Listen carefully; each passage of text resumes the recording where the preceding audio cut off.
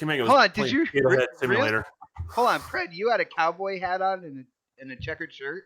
Yep. Oh my goodness. And on that note, guys, welcome to the next podcast. We are live.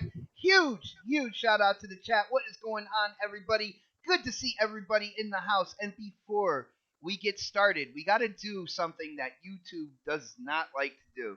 All right, we got to share this out there. We got to let people know that we are live right now with the next podcast, and kind of like the OG crew is going down tonight. So hit that thumbs up button, share it out there, whether it's Twitter, whether it's Facebook, any other random place that Predator might be on the internet, and let them know that we are talking games tonight. And I'm going to go in with the intros. We got to go, man. We got a lot of information here. So first off, you guys might know who I'm introducing right now. Part of the OG family member for next podcast. Your lights are flickering. It is time to stand up, show that respect, kiss that ring. The Don. Hey guys, I'm sorry I've been gone for so long. I've been on a quest to find out what Death Stranding is about, and I think I figured it out. So let's go. Oh, hold on. Are you telling us now, or are you waiting for the show? Like I still. It's up to you. I mean, do we have spoiler warnings up? Because I got spoilers. Do we need spoiler warnings? Yeah, we'll wait on that, brother. We'll let it marinate. We'll let people want to know what that game's about, and then we'll possibly get back to it. But next on the list, that's right, he is a part of the starting lineup every Saturday here on Next Podcast, the gaming businessman himself, Predator. What's up, everybody? Happy to be here. Gonna keep it short and sweet so we can get these topics today. Nice. And we got a little room to breathe. There's not a huge panel right here, so I think we can get all our thoughts and opinions out. It's gonna be a great show, man. It's gonna be a great show. Am I missing somebody? Yeah, definitely. Guys, coming live from the 405. And this man, he's just trying to talk to the intelligent gamers out there, which means everybody in this chat right now. K Mega! What's happening? What's going on?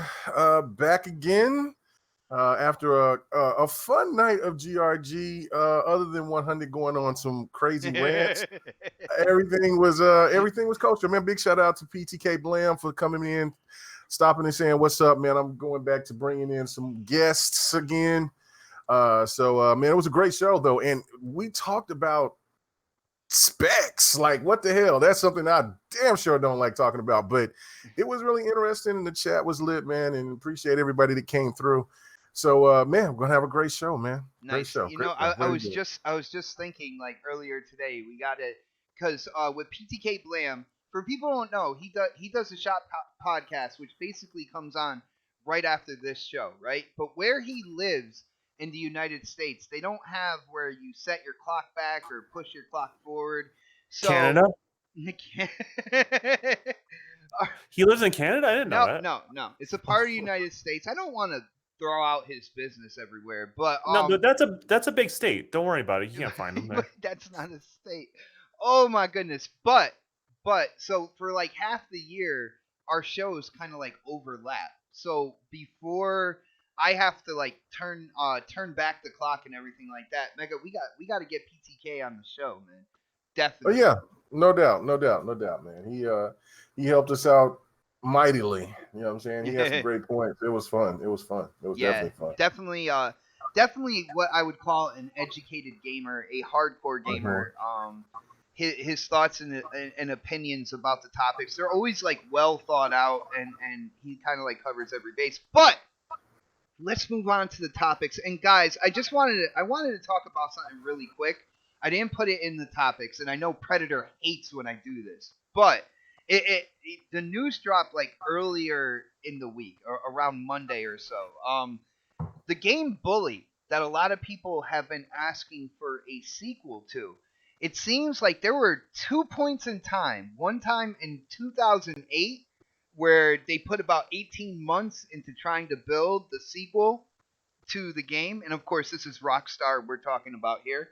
And after Red Dead Redemption 2 release, they also put in another 18 months to develop the sequel to Bully, which a lot of people have been asking for. Unfortunately, Rockstar has come out and said that the development has fizzled out. It's the words that they're using in terms of they are not producing that game. That game is not in development right now.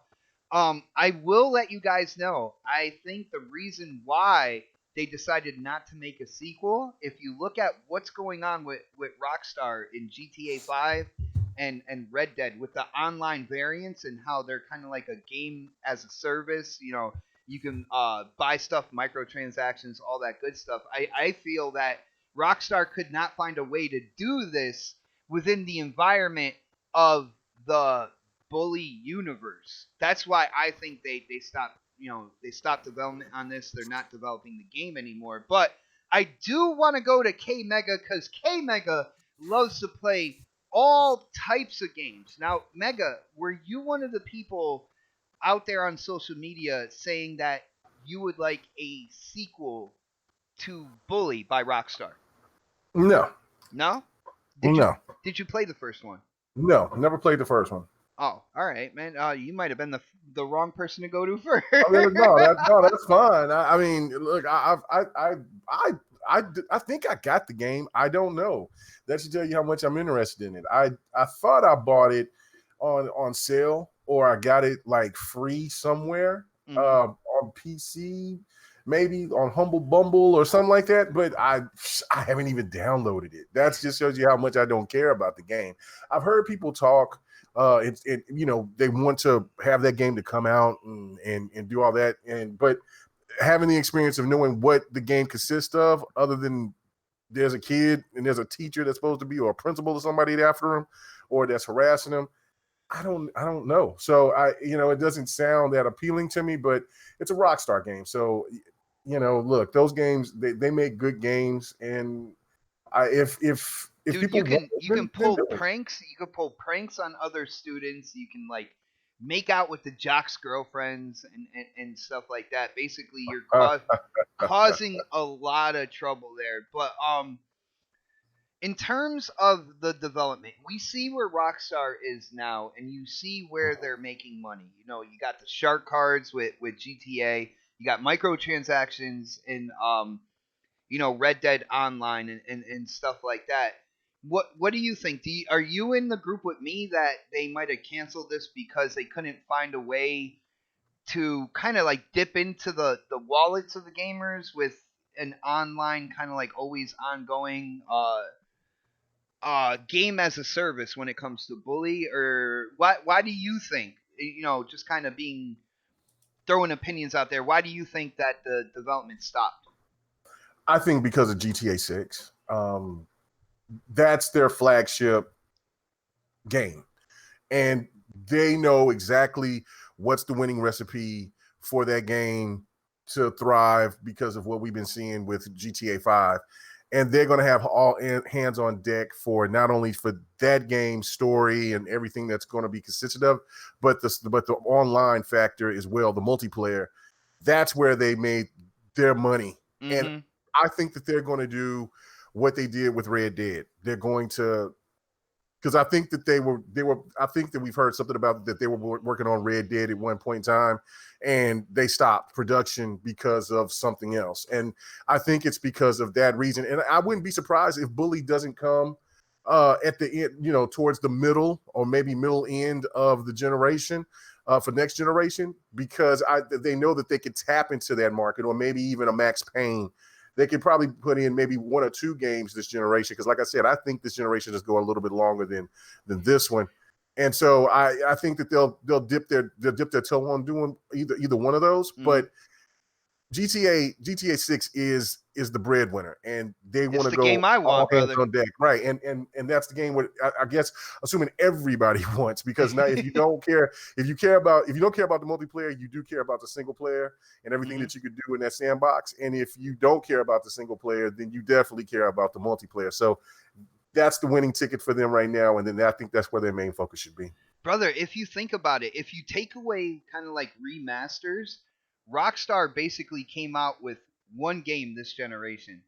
Mm-hmm. Think about that, man. They're known as one of the top publishers out there. And when it came down to it, they came out with one new game, which was a sequel to a previous generation title with mm-hmm. Red Dead Redemption 2. And then the only other game they came out with was GTA 5, which was, kind of like upgraded for these current consoles. Didn't they do, or was somebody else that did Mafia 3? Somebody else. That was somebody else, man. Somebody else. But yeah, no, it is. Look, it's a phenomenon. It's the best. It now number one now all time in games sold or whatever.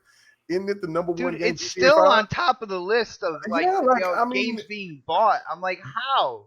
They generated so much money they generated so much money that they don't have to just keep pumping out games to try to recoup. They can take their time with anything, because right now they're at the top. They're one of the top publishers out there, and nobody can really touch them. Nobody.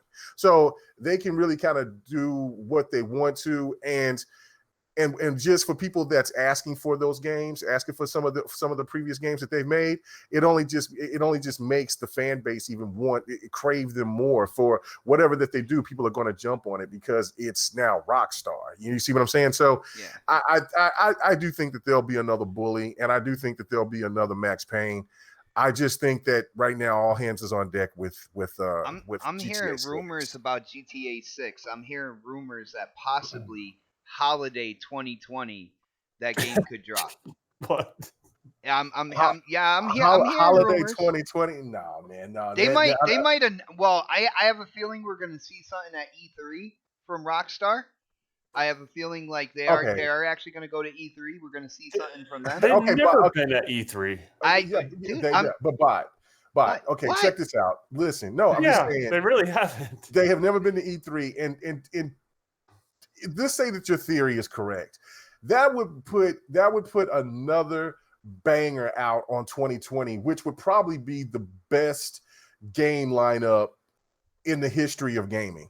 You know what I'm saying? Rockstar with their microtransactions, they don't have a care in the world about when they release that game, because they know for years to come people are going to be buying in, getting their shark cards.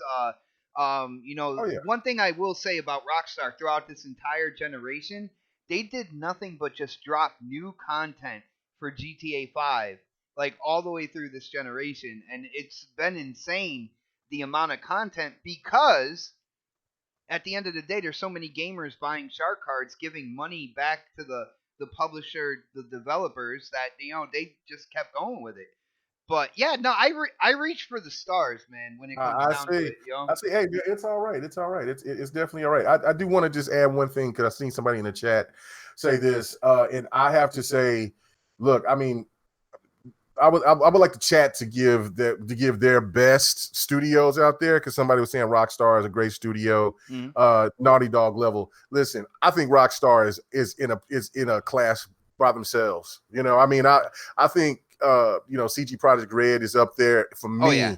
But when you look at, and Naughty Dog is up there as well. But when you talk, in Santa Monica, and I love what 343 has done with Halo. But Rockstar is in a class by itself. There's Rockstar is up here, and I think everybody else they're looking down on everybody else. In terms of making money, I will agree with you because Rockstar has been making money hand over fist when it comes to talent wise, and a lot of it on the graphical side. I will give it to Naughty Dog because their games have been absolutely gorgeous. And man, you better play that Red Dead. Trust me, I beat that game, man. When everybody was saying like, "Oh, it's slow," I'm like, "Really?" Because like I got past chapter 4 and that's an open world game. Nah, it's beautiful. And that game looks like that. No, man, that look. I know that it's going to ruffle some feathers, but then you look at GTA 5, even the remastered version, and it looks good. Yeah. But you hold that up, to The Last of Us and stuff like that. Let's be real here. Last of Us is more of a. It's not an open world game. That's why I'm like, look, Red Dead is an open world game that looks amazing. That has visuals that are incredible. I mean, you got to just put that in perspective. That's crazy what Rockstar did with Red Dead Redemption graphically. Oh yeah, nothing is touching that. My jaw dropped. Graphically, nothing is touching that graphically when you're talking about the open world space and how they implemented those graphics in there. Nothing. That's just my opinion on it. All right, I got you, brother. Let's move on to the other panel members. Let's go to Predator because I'm giving Pred a chance to show that he's not just military shooters here. Pred, did you get into the original Bully at all last gen? No. Damn it! Did not play it. I gave you a chance. I'm not. See, this is what happens when you throw topics on us that no one, without telling anybody what they are. Why would you went and played it like throughout the week just to see? No, I would at least have researched it a little bit, but no, okay. I mean, I didn't play it. I was never interested in playing that game in the first place, and I know there've been some rumors about that game being in production. It's kind of come and gone like over the last year or so. But I'm kind of like with Mega Man. They're probably, I said Mega Man. You said it. Yeah. Yes. They're probably so focused on GTA 6 right now that it's not even a thing. And maybe they release it later, and I know 6 is coming out. We got new hardware coming out, and and this is crazy. It's a crazy ass thought. But what if they re-release GTA 5 again for a third time? No. With 4K assets and like everything, in the game, and you can carry over your character. Ray tracing, baby. Yeah, I mean, like, could you imagine if they did that? I mean, like that game would probably still be in the top 10 again for another 2 years. With brand new levels and stuff like that. Dude, I'm ready to move on. Can we get a higher number than 5? It's from a guy who's been playing Destiny for 2 years. Let me see. Shots fired. But yeah, I think they're focusing on GTA 6, and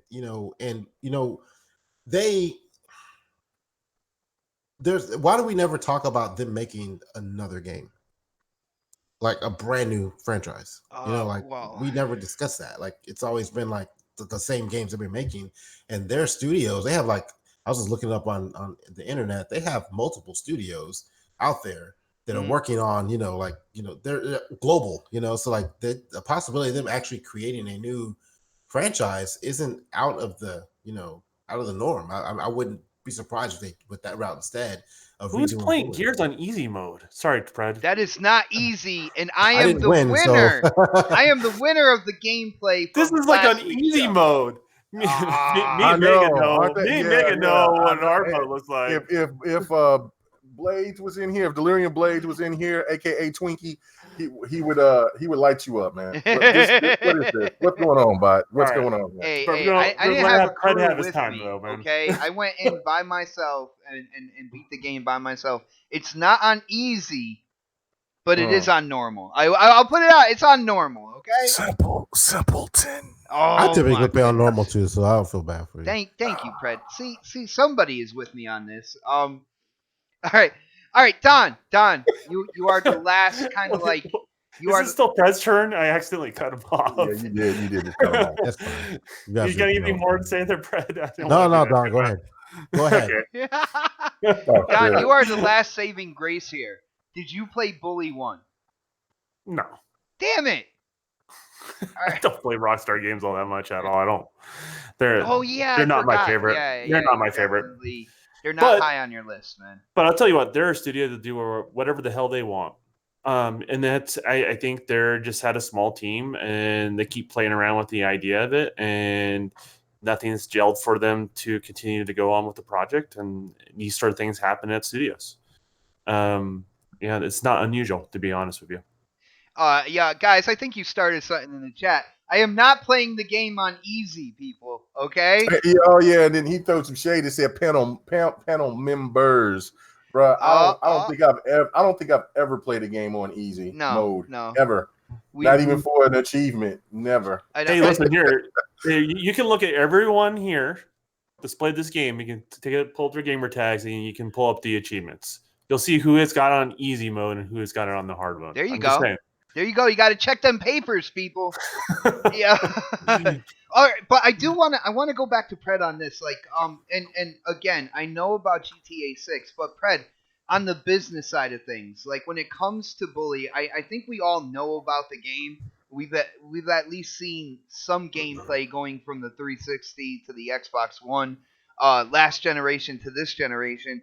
Pred, do you hear what I'm saying about like having a hard time trying to figure out how to make the online part a game as a service, and maybe that's why they're like, you know what, we'll put this to the shelf for now, and we might work on it later, and try to develop that whole where they can put the microtransactions in and kind of get like the money that they're used to when it comes to like online game modes and stuff.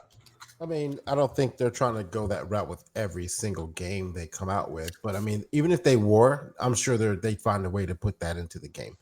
You know, you can microtransaction anything, whether it's new outfits for school, maybe it's an online bully. They have some bullshit like that going on. Like, I mean, like there's a way to do it. They just have to create it, and go with it from there. It's like if you're looking at the original bully and saying, I don't see how they can do that with that game, stop that, because they can actually change anything they want to change in that game and keep it at its core, but still add that tacked on at some point in time. How did Daz hear me vape? I have no idea. I'm using a pod. It's quiet, man. I have no idea how he does that every week, man. But I hear you, bro. Like, I'm hoping who's this white boy on NBA 2K? Oh, you see this, brother? You see this, brother? Chocolate. I know what I'm doing, man. Yeah, man. I know what I'm doing. Get out of here. Yo, you gotta pass and cut. Pass and cut. Wait, how is he able to cup the ball if all he uses potato salads with his bare hands? I mean, he got like 3-inch hands. How did we are officially off the rails, man. I'm just saying. You know that character eats off the dollar menu. Oh, bro, yo, Mega, if you ever get in and play NBA 2K with me, we go to the court. That is the player that's going to be right next to you. I'm just saying. Okay, I can beat you in NBA 2K. Oh, let's do it. Let's do it. You see, he said he didn't want to play me in 2K. He wanted to play with me in 2K. Well, I'm looking for teammates that know what a pick and roll is, know how to play as a team. I don't even own the game, so. Dan, somebody get the Don NBA 2K20 so I can beat him in that game. Come on, somebody out there, yeah. Better start practicing now. I love it. I'm gonna go in dry. Oh no, dude! You don't want that smoke, brother. You don't want that smoke. What's going on here, man? Why don't white crime? I love it. Great. Listen here, I have an excuse. I've never played the game before. Yeah, but you're talking like you did. I'm just saying, man. I have no shame if I lose, but I have all the brother. I never thought I would be my mom, but I am gonna do that and say this, yo. Your mouth is writing checks that your ass can't cash, man. I'm saying. You haven't seen my bank account. Oh, Fred, you hear this? I mean, this is just let him go, man. Just let him go. Let it go. Well, guys, on that note, let's get to a new topic, and it's a pretty big one. Sony came out and released more information about their next-gen console, and we don't have to call it next-gen console, to everybody's big surprise. The next PlayStation will be called the PS5. Guys, it's brand new. I can just imagine what their marketing is going to be with PS5. I've never heard that before, but they also released some really interesting details in terms of some of the features. Yes, guys, I said features of the console. What I want to start with the controller. All right, because with the controller, I hear some interesting things going on here. Now, when they talked about the controller, they were talking about haptic feedback motors in the controller for their rumble. And what that means is that's basically kind of like the rumble system that you have in your cell phone.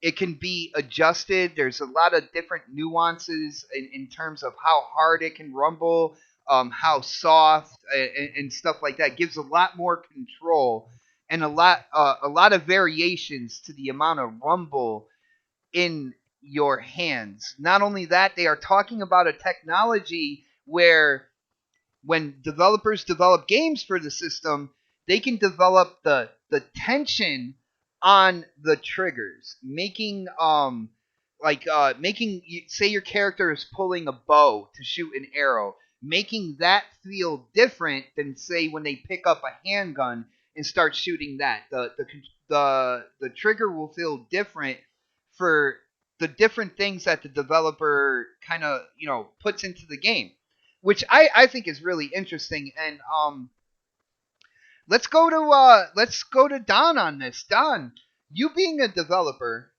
hearing stuff like this in terms of features. First off, I got to ask you, how important are these extra features to you when you're choosing on buying kind of like a new system? We got like a new series of hardware coming in. I want to know how important features are to you. And then as a developer, what do you think about the haptic feedback on the rumbles and kind of like the tension adjustment when it comes to the triggers, man? I think all that stuff is important. I think when people judge what they're going to purchase, like genuine consumers, right? Not just loyalists because they have a certain brand on the outside of the box. You look at everything. You look at the interface. You look at the games that are going to have. You look at it. Does it have third-party support? How do the games perform? Is the performance something you notice? These are all things that consumers should be asking themselves, right, as an individual. And where are their friends playing? Are they going to be able to play with their friends? Which is going to be a totally different thing going into next gen. So these are all things you factor into it. I have never been a huge fan of the PlayStation controller. In full honesty, I have an adapter on my Xbox One controller to play my PlayStation. Dude, that's the one thing. Like, I didn't hear them on improving the quality of the controller.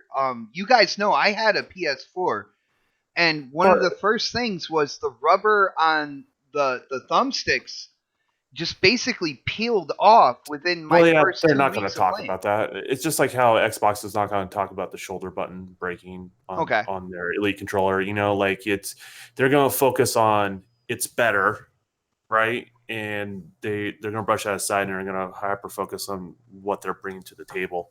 You're just now hearing about this stuff now because I think what Sony's strategy is when they're working with third party, not first party, but when we're working with third party with their dev kits, what they're trying to do is I think a lot of people think it's always reactionary to Xbox. I don't think it's that at all.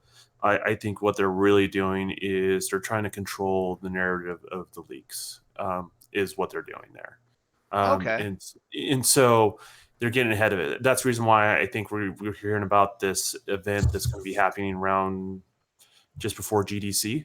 Because they can get ahead of any sort of leaks, right? They can control the narrative of what features they want to talk about with their console, and stay in that lane. And that's really kind of, I think, the attention to everything they're talking about. And I think these are cool features. Now on the haptic stuff, I think haptic's awesome. I think that's going to be amazing, man. I think everyone should support it. If anyone wants to get a good idea of what it is, and this is actually kind of an amazing demo, you can go to Best Buy right now. There is a headset you can buy now that will work with your Xbox that has haptic rumble in the headset. Really? Razer makes one. And it's actually even a wireless one. And I'm not even a fan of Razer products all that much, but I'll be honest with you, their last mouse and keyboard setup in this new headset is good. It's real good. I don't know how the mic is, but everything else about it is really good. It's good quality materials, and what they do is they tie the haptic rumble to the information in regards to how sound's being processed. Right? So, explosions coming from in front of you and then moving behind you and versus left and right. And the rumble will move as well, like as it's... Yeah, you can feel it. What? It feels, and it's a demo. You can the PC version of that headset. You can actually go to Best Buy right now, and they have the little demo where you press the little buttons. They have a haptic feedback headset from Razer that you can try out, and it's pretty impressive. So to apply that in more things, it just makes everything more textile. In regards to that, I want head tracking for headsets too as well. So when people lean, it affects the sound in that 3D space, just like how you would in a VR game. If that makes any sense. So like people do little movements all the time, and that would just add to additional immersion. So there's little things like this. I want innovation. Obviously, they always have to balance out cost. That's always the issue, right? But innovation, better experiences. Why the hell not? All right, yeah, and I got you. And like, if they utilize this, all the way through the lifespan of the hardware, that would be awesome. And I'm gonna touch on that after I get, general thoughts and impressions. So, Pred, yo, what do you think, brother, man? I know you are a military shooter. Can you imagine the trigger on your controller feeling different regarding like which gun is in your hand at the time that you are firing? Like, what do you think about the tension on the triggers, having the haptic feedback motors where you get a lot more different variations in how the rumble is processed, and it, developers will develop the lighter rumbles for different things, the heavier ones and stuff like that. What do you think about this evolution of the DualShock controller, man? I mean, so this is like I have like multiple Elite controllers that are all fucked up right now, right? So like at some point you forget the rumble is there because you're so used to it. The only time you don't notice, the only time it bothers you is when you realize it's not there. Yeah, like then you're like, dude, I'm not experiencing the same experience anymore. You're like, I notice it when my battery's about to die. Like the rumbles go out first. I'm like, what the fuck? Why is this doing this? And then like about 20 minutes later, it just shuts off. So like I notice it when it's not there, but when it's there, it's just a second thought because I've been playing with it so long. So it's not like that's what she said. It's not like it's not like it's new to me. You know what I'm saying? So like I've always had it. It seems like I've always had it. So like I don't know if the PlayStation controllers have rumble in there now. I think they do. They do. I haven't touched mine in forever. But like I think it's a cool feature if implemented properly. But I think at some point you'll just kind of forget it's there because you're so used to having it in your hands. All right. Well, what about the trigger tension though? That's something that is brand new. You had that before though, right? It's new for. Do you have an Elite controller? I have tension controller. No, you have it where it'll go halfway, and you can, and that's your firing and stuff like that. I don't even use it though. Like, I'll be honest with you, I hardly ever use that feature on my controller. I got you, man. But there's some games that like I know like Battlefield, right? Like I can't use it on Battlefield. Like if I'm using a sniper rifle, it won't zoom. Oh yeah. There's different. You have to go in and kind of like reprogram. I have to go back. Yeah, I have to go back to my regular settings and stuff like that. And then and I noticed like a lot of games, even though I don't use it that much anymore. Like when I use it on PC, I can plug it in. I can set up some different settings and my controls the way I want them with the paddles and stuff like that. If I decide to use them, but on Xbox, I rarely use that setup. Like where you can go in there and plug in your controller and actually program your. I don't know how many games actually use it. I mess around with it a couple times, like I fuck with it with Forza, but I really don't get into it. And then and I think it's cool that they're adding that hopefully with the purchase of your console, right? Whereas to get that kind of that love that Elite can feeling, you have to go buy $160, $200 controller for Microsoft that rubber grips come off and shit. So yeah. I mean, and that's like a sore spot for me right now because Dude, it's a sore spot for me as well. I'm on number 6 right now, and the 6 controller I have, the rubber grips just came off of it. Oh, damn, man! So you're gonna get version 2 then? No, unless someone buys it for me. Like, dude, I'm literally peeling it off right now with my controller because it's just flapping off right now. Like, I'm not. I refuse to spend that much money on a controller again from Xbox. But they said they fixed all that, man. So. No, they didn't fix shit. Trust me, I'm on number 6. They haven't fixed shit. All right, bro. Well, I am gonna move on to Mega here. Then, when it comes down to this, Mega, you heard what I said with the additions to the new DualShock controller. I feel like that's what they're gonna call it. They've called it the DualShock ever since the thumbsticks came out on one. So, what do you think about developers being able to like add tension to your triggers depending on what you're using to either fire or what you're doing in the game, and then with the haptic feedback on the rumble? Like I said, it's the same kind of mechanism that's in your cell phone, but developers can really go in and develop for, the slightest rumble, for little things up to the biggest rumble, move it from left to right. There's a lot of things that they can do to move the rumble feature forward, man. Are you excited, and why? Why? Well, I mean, any added feature to anything to enhance your experience is always great. Yes. So I mean, I'm definitely excited for whatever that they do with these controllers. Especially, we talked about it on GRG that there was even a patent that they had on the PlayStation controller that it's going to have some kind of 3D screen, kind of like where the little touchpad was supposed to be, and it almost sounded reminiscent of the VMU from the Dreamcast. So if they do something like that, I think that that's genius on top of whatever that they're doing with this rumble thing that they're gonna implement or add. If they're gonna really do that, I mean, that to me, when we are talking about the PlayStation 4 controller that don't feel sturdy, it feels really cheap.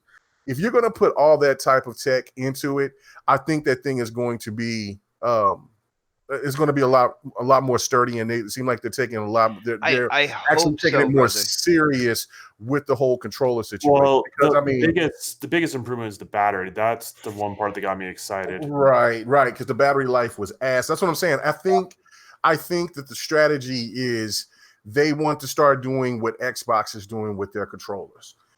Which is another thing that fanboys are going to have to eat crow on. You just triggered Christopher. I know it. I'm waiting for the comment in the chat. No, I mean, it's just it does, Chris. The PS4 controller feels cheap as hell, but it feels better because it's a bigger controller. I mean, to me, I've always was partial to the DualShock 2 because it was heavy, it was sturdy.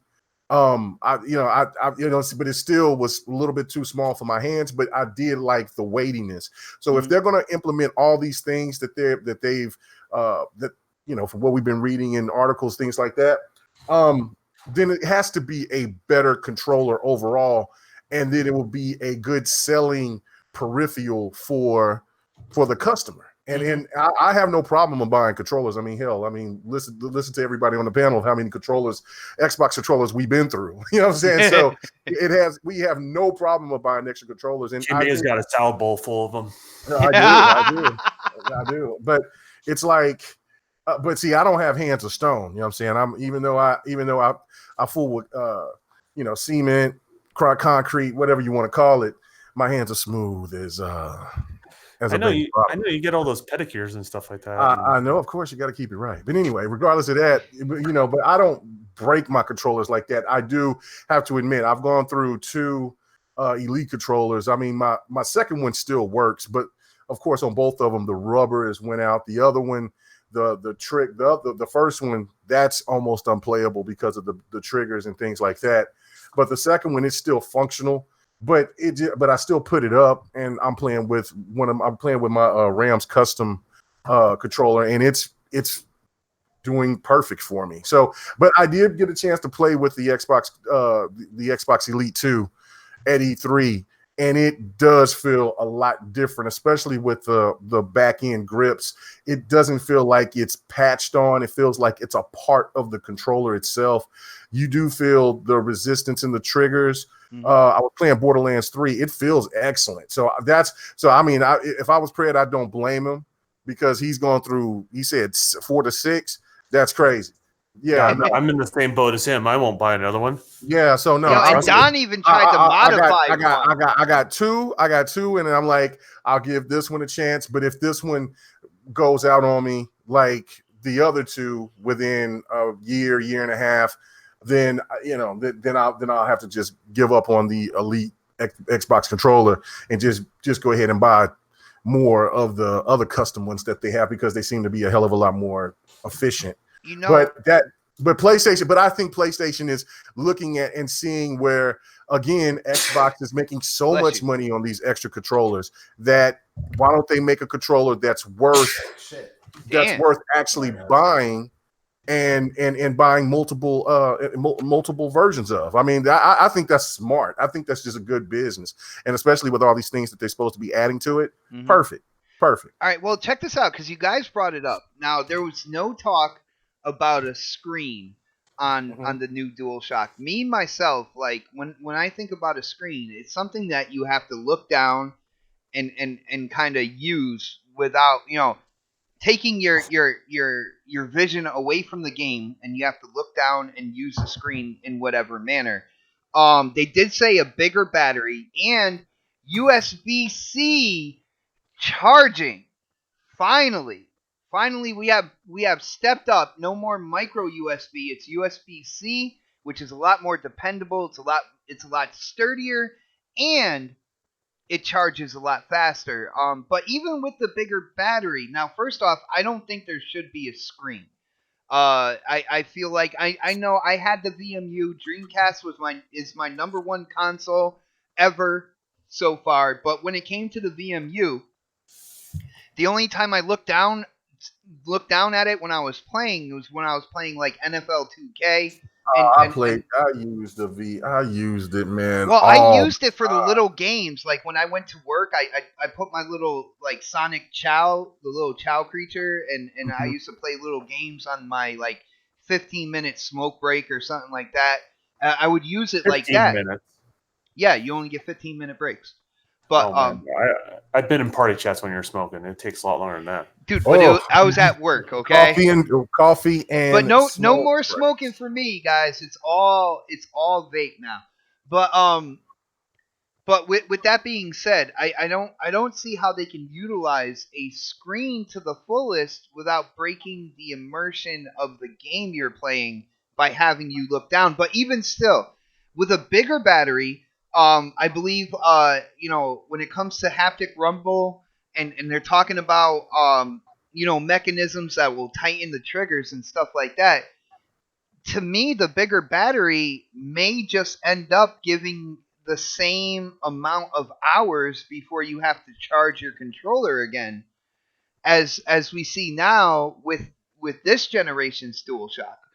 So what do you think about that, Megan? Do you think like that padding in there on the bigger battery? You're hearing all these extra features. You're talking about a possible screen. That's going to take up more energy. So, like, do you really think the DualShock, the next one, is going to be active longer than what we see now? I mean, that would give an indication that by adding these new batteries, if they're going to have these things in there, that like I said, they're taking the controller seriously. I don't think, but maybe once or twice in PlayStation's history that they've taken the controller actually seriously in the sense of comfortability and durability. I just don't think that they have, except maybe twice. Maybe when the PlayStation 1 came out. Now you have the DualShock working with the iPhone. You have the DualShock also, working with the PC and stuff. So they definitely need to take it seriously moving forward, right? Right. That's what I'm saying. So it just makes sense that if they're going to add all these enhancements to it, then go balls to the wall. Like, I mean, that's I think that's, like I said, it's smart. It's what gamers would want. And for a change, you know, I mean, you could actually start talking about the PlayStation controller being something, you know, being something that's a positive instead of just, you know, hey, you know, the PlayStation controller, whatever, you know, and then those stupid jokes about, you know, Xbox sells more controllers than they do games, all that other shit, you know, because PlayStation is going to get ready to do the same thing. I just, the writing is on the wall. All these things that they've seen that the competition is doing, and that's with Nintendo and Xbox. I think the PlayStation is like, look, we have to, you know, strike while the iron is hot. You know, I just think it's just a smart move. All right, I got you.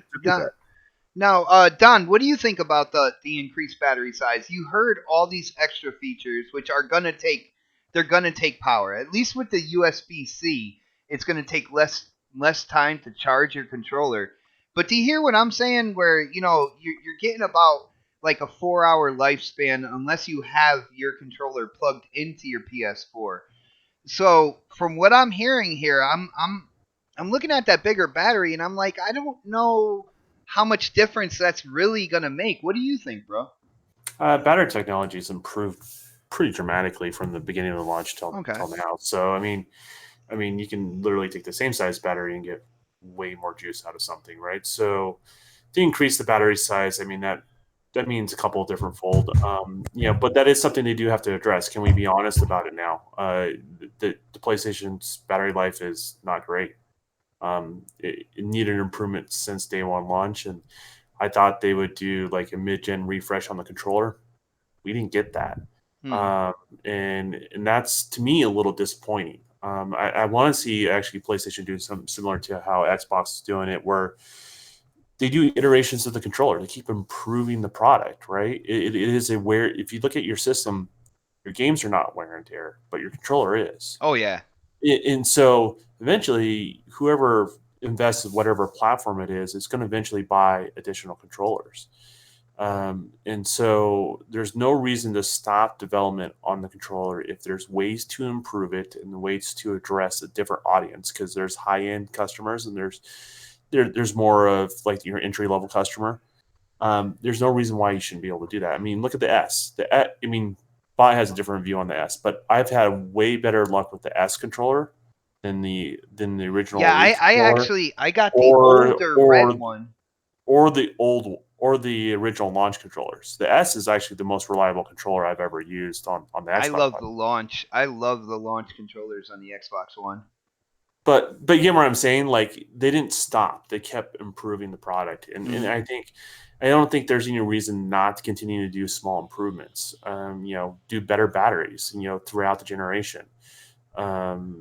Give, like, for example, on the PlayStation, imagine if you had the PlayStation controller and you had the ability to dim the window for the front light. Hold on, Christopher, my bad. Christopher, anytime you talk about Xbox, it's just fake outrage. Let's just put it that way, all right, bro? But go ahead. No, the battery life is... There's a reason why I don't use that controller on a PlayStation. I use an Xbox controller. I mean, outside of I prefer the analog stick placement, is because the battery life lasts longer. It has a lower latency. There's reasons why I use that controller on that system, even though it's not supposed to. So, I mean, I don't think there's any reason why you can't continue to improve on a product or a design. I mean, anything, like, for example, Xbox, and I know does art, I do art, and like when you do anything that's art related, what you created, you know, 6 months ago is not as good as what you're creating now, right? Mm-hmm. So how, you know, when you're looking at your whatever product you put out, you look at, man, I could definitely do better. And every person that develops something knows that. And so what happens if you just didn't stop that development? Just keep slowly innovating it. And I think it would be better products throughout the life cycle of whatever console you buy. And I think that's a good thing. I think Nintendo should do it too. Doesn't mean it has to take radical changes, but refinements and improvements are definitely welcome. All right, I gotta hit up the super chat. Shout out to Andrew Wilkins hitting up that super chat, supporting the show and the channel. He says all Xbox fans tell the same lies. PS4 battery life was 8 early in the gen, and now it's 9 hours. Even when battery is very low, it lasts 2 hours before dying. I will let you know, brother. I had a PS4. You don't have to lie to me about this. I still have a PS4. I was playing on it. I was playing on it the other day, man. I was playing EX Layer, and I had it charged up. I had it already fully charged. Put in about 5.5 hours. Then the damn thing went out. It started doing the blinking shit, and I'm like, oh man, I got to charge this thing again. Look, if it goes 8 hours, then to me, you ain't putting in no real work on the game, on the controller. I mean, you playing something that doesn't put a lot of stress on the controller. I mean, that's just my opinion. I mean, it just doesn't have a really good battery life. It just doesn't. It's not a bad controller whatsoever. It does feel cheap, but the D-pad is perfect. Something that Xbox definitely has to work on. They still haven't got the D-pad right yet. But other than that, like, I mean, it just doesn't have a strong battery life compared to its predecessor. I mean, I should say predecessor, but compared to its competition, where it's 12 hours plus. Like, I mean, come on, bro. Don't do that. Mega. Somebody in the chat put, well, what's like 4 hours isn't enough to to play a game? Oh my God, really? Really? Dude, have you ever tried doing the grind in Destiny 2? Or Red Dead Redemption. Or what raid in Destiny can drain your controller? I got off work, and said I got off work, play with the dog, talk to the old lady and stuff like that. She went to sleep, took a nap. I went in here and started playing Ghost Recon, and I haven't stopped until probably maybe about 30 minutes ago.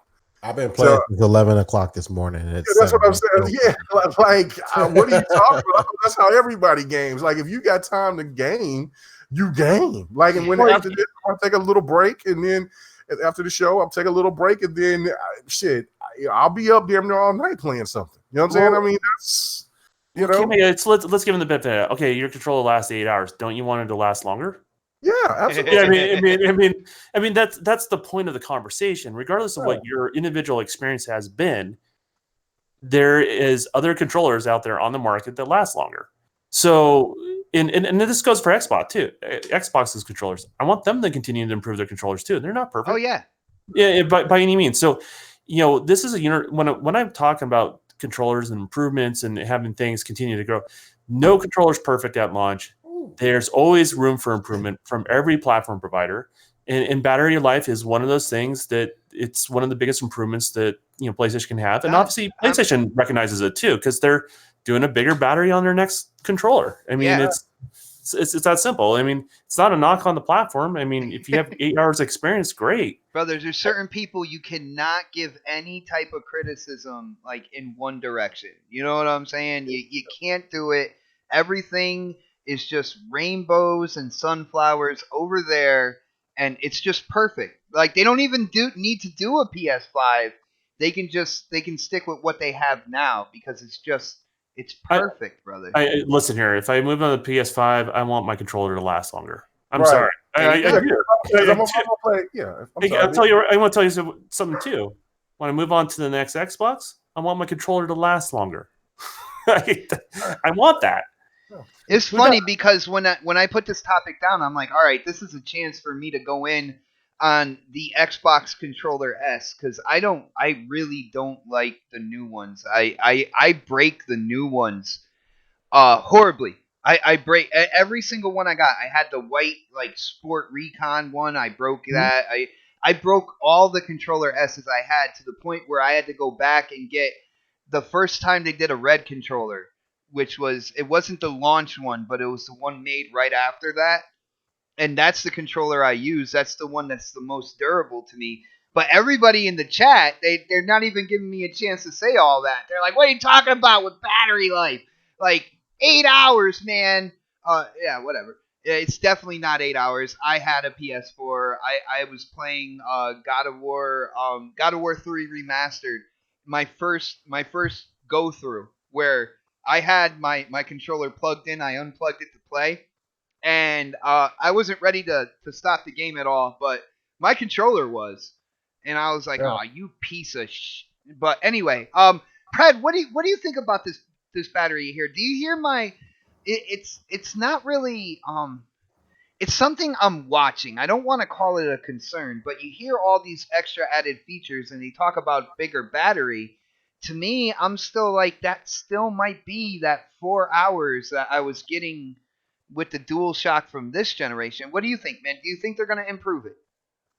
I think so. I mean, you don't see our phones getting worse battery power each generation. They get better and better. So I would assume that they're going to at least try to figure out a better way to consume power with a controller. Worst case scenario, at least give us an option to turn off some of the features that we don't want, whether it's a rumble trigger or the brightness of the light of the controller, or this having the display on at all times. Like, give us that option to help extend our battery life on our controllers.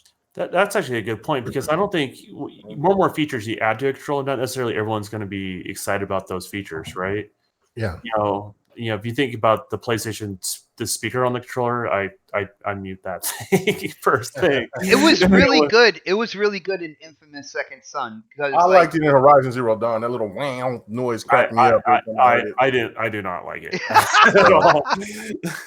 but that option, be able to turn it off, and as I think what Pred's saying, I think that's a legitimate point. I don't think one of the naive things the gamers try to assume that every gamer is the same, and I think that's a good point. But what are you doing? Why are you showing? Why is this happening? What are you talking about? What's going on? Yo, we're talking about PlayStation, so I have PlayStation. And look at this. I didn't even pay attention to that. Like, the camera's trying to be a pervert, and he's like, "Look, I'm trying to be in private."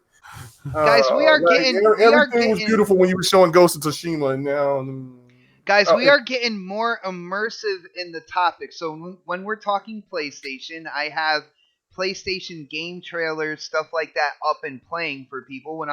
When we're talking about Xbox, I do the same thing over there. We do our gameplay once a month now, and you get to vote on that, on that gameplay episode more than, we used to have it every single week, but we changed it to once a month. Get more immersive in the topics. What's wrong? There's nothing wrong with that. I'm saying. But, and you guys are in for a treat, because when we talk about ray tracing, I do have examples of ray tracing in demos and stuff like that to show you guys when we get into that. So definitely stay tuned for that. That's gonna be really awesome, because guess what, guys? I can finally talk about ray tracing since Sony did talk about their accelerated hardware for their ray tracing and stuff. But I do want to take baby steps on this. So let's get into a couple other things that they talked about. They're talking about modular saves when it comes to the PlayStation 5, or modular download. So you can download sections of games. Say like you bought a new game and the first thing you're going to do is go into the multiplayer of it. You are able to download that multiplayer first and then download the single player whenever you want to. They're dividing the download up into sections that you'll be able to pick and choose what you want to keep on your hard drive and stuff like that. Now, I know, me being on Xbox, I've had this for a while now. So I don't know, guys. What anybody here can take this first. What do you think about them kind of like accepting the whole modular download thing?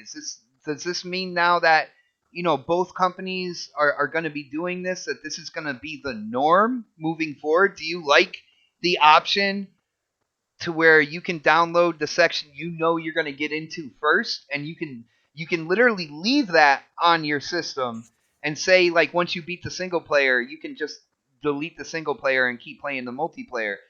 Who wants to tackle this? I think it's where we need to go. To be frank with you, not everyone plays 100% of a game. It's just how it goes, right? And so when you have these games with these different modes and people primarily play on one or another, that's taking viable hard drive space that the consumer has. Also, we live in a digital world. More people are downloading the games not buying them. Your local GameStop anymore, right? They're just going off the PlayStation Store or Xbox, Live, and they're downloading the game. Even so CD keys to get the code, sometimes at a discounted price. So there's CD keys as well, where it's still digital. Regardless, everyone's going digital, right? Yes. Like that's the harsh reality. And so because of that, hard drive space is precious for individuals. So some people are going to have the hard drive, you can be able to afford multiple hard drives, and this is not a problem. Some people don't. And you have also things like people don't think about is Game Pass. Game Pass is a service that allows you to have access to over 100 games. You also have PlayStation Now going that direction too, where it allows the consumer to download the game. So I think it's important to go forward. Games are going to get big, really big. Just so you guys are forewarned. You think the texture packs are big now on the X? They're getting bigger, a lot bigger. Well, the physical game discs are going to be able to hold 100 gigabytes. So is that enough, do you think? Being a developer, do you think that's going to be enough? No. So they're going to be added downloads like after that as well, or multiple discs going forward. Oh damn!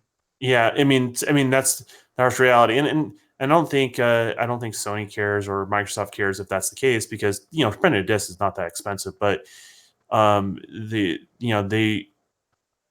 publishers want everyone to go digitally so they don't resell their stuff, right? That's the reason why there's always push for digital from the development side of things. So they're like, multiple disc. If that's what you want to consume your content, go for it. But if you want to do it the other way, then you're good to go. And it's not a big deal. I mean, you just install both discs and go play it. But all right. Well, before we move on, I'm gonna get everybody's idea on the modular. But while I have you, Don, I want to ask you about the user interface as well, where you'll be able to go into the PlayStation 5 and whatever game you're thinking about playing, they will have information like how many people are online, how many of your friends are online, your next trophy, the one that you're closest to, and stuff like that. Just like right there. They said it's going to be right there when you highlight the game.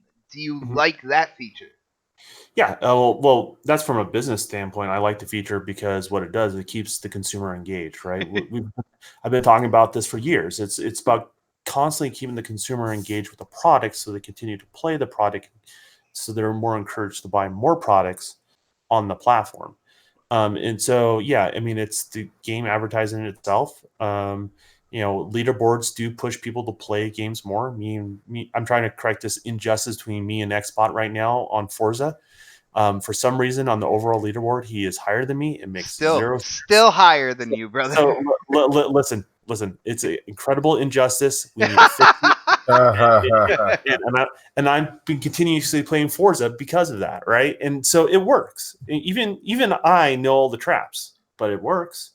And so that's the point of that stuff. And it makes a little, the competition with your friends, it makes it fun. I'll be honest, even though like Bot's ahead of me, I'm having fun like trying to chase after him, right?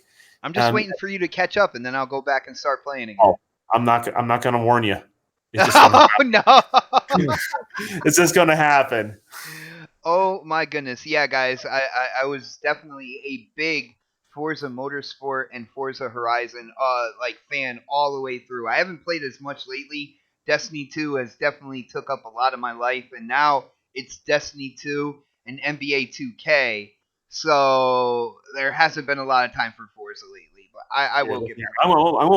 I'm even going to play Forza Apex just to get ahead of you. Oh damn, brother, you're really reaching right now.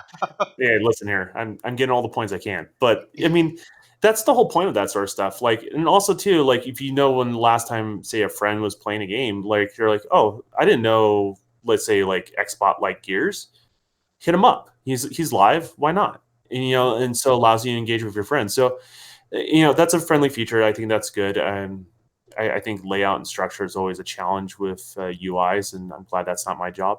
But because everyone's got a very strong opinion if they like it or dislike it, but or if it's intuitive or it's not for an individual. So, yeah, I mean, it's a good thing. I think those are all good things from a development standpoint and from a gamer standpoint. I think it's just nothing but gains for everybody. So nice, brother. Predator, we got modular downloads. So now you'll be able on the PS5, you'll be able to pick and choose what you want to download first, what part of the game you want to keep as well. You can uninstall different sections of the game, like single player, multiplayer, stuff like that. What do you think about that? And like I said, you'll be able to have live information on your UI that'll tell you how many people are playing a game you're looking at, and might go into what your nearest trophy is, what friends are playing it, all right there at the dash, right in the beginning when you highlight the game. I want to know what you think about that as well, man. Kind of have those features already now. I mean, you have to look for them a little bit. The modular part is interesting because I typically I download everything. Like even if it came that way with the option to do it modularly, I would download everything anyway because I wait for the whole game to download, or I download it overnight, or I preload it, like most people do that pre-order games or something like that. So it's there. When I'm a smarter shopper than that to be concerned about getting in that game as soon as possible. If I want to pre-order something, I pre-order it and pre-download it, or I download it as I purchase it and I just wait. I'm not that fucking impatient. What, an hour, maybe 30 minutes or something like that. So that's all. That doesn't bother me. It's not my concern. I do like the option though to remove something. Like there's a lot of games I play that have the multiplayer and the single player in there. And with me, when I'm done with the single player, I'm done. I rarely go back to. Then it's all multiplayer, then, right? Yeah, and it's all multiplayer at that part, because once you beat the main campaign, you do everything you want to do in it, you're done. So remove that shit. That's 30 gigs you can get rid of right there off the bat, So that's just freeing up space for me in my hard drive. So I love that. That's an option, awesome option to have if that comes out, because like Call of Duty, Battlefield, I don't go back into the story when I'm done with those games. I'm done. Let's move on. Let's go straight to the multiplayer, and that's all I'm playing the rest of the generation. Because they don't typically come out with more single player content. That's true. It's all multiplayer shit. So remove that shit. Get the fuck. Or look at GTA 5. Once you're done with the single player, everybody goes into GTA Online, and that's where they spend their life there. Yeah, and that's it. You. Once you get done with that, and it's almost I like how Crackdown did it. They did 2 separate downloads, and you can they had the main game, and they had the online portion of it, which were basically 2 separate games essentially. So if you just really want to play multiplayer, then you can just remove that the single player part of it. It came that way, and no one thought about it at the time, but actually I think some people were snickering about the fact that it came separately, but now I'm thinking about it, I actually like that idea. Do it 2 different ways. Let me download one or the other, and then I can remove one or the other when I'm ready to do it. So I like that feature. Nice. And what do you think about the UI having that information just ready for you when you highlight a game that you're thinking about going in on? Is that another positive for you as well? I mean, for competition, yeah.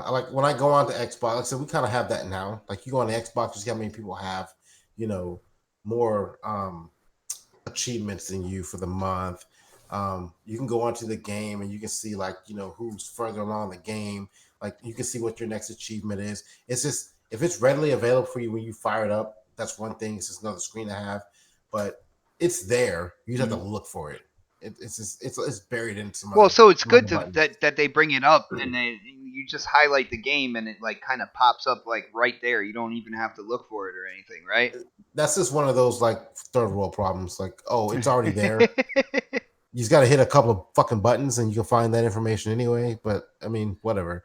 If you're that impatient and that slow that you can't hit a couple of buttons to find that information out, honestly, and this is just me, I don't even look at that shit half the time. I don't really care. I'm not that competitive. I didn't like Halo 5, man. If we're playing Destiny or something like that, let me see what this person's level is. Ghost Recon. Let me see what this person's skill level is. Let me see where they're at. Oh, you're 24, I'm a 196. Get the fuck out of here. I can see that, like in the screen of the game itself, but like, but I can see where it would help. But for the most part, like me as a gamer, I don't pay attention to that shit most of the time. Like, oh God, Xbot, he's a 300 light level. I don't care. I don't play Destiny because it sucks anyway. Oh damn! we will talk about that after the show, man. I will say that. I will say this though, like if I'm getting into a game with people who are more skilled than me, and I see that may deter me from getting in the game with them in the first place. So that's a win-win. Like if you like, I can't play with this guy, he's too high skill. Like yeah, that's one thing. But for the most part, I typically don't look at that. Like it doesn't make any deciding factor in me if I'm going to play a game or not, based off of someone's achievement. I'm not an achievement hunter. I just play games because I like them, and that's the end of it.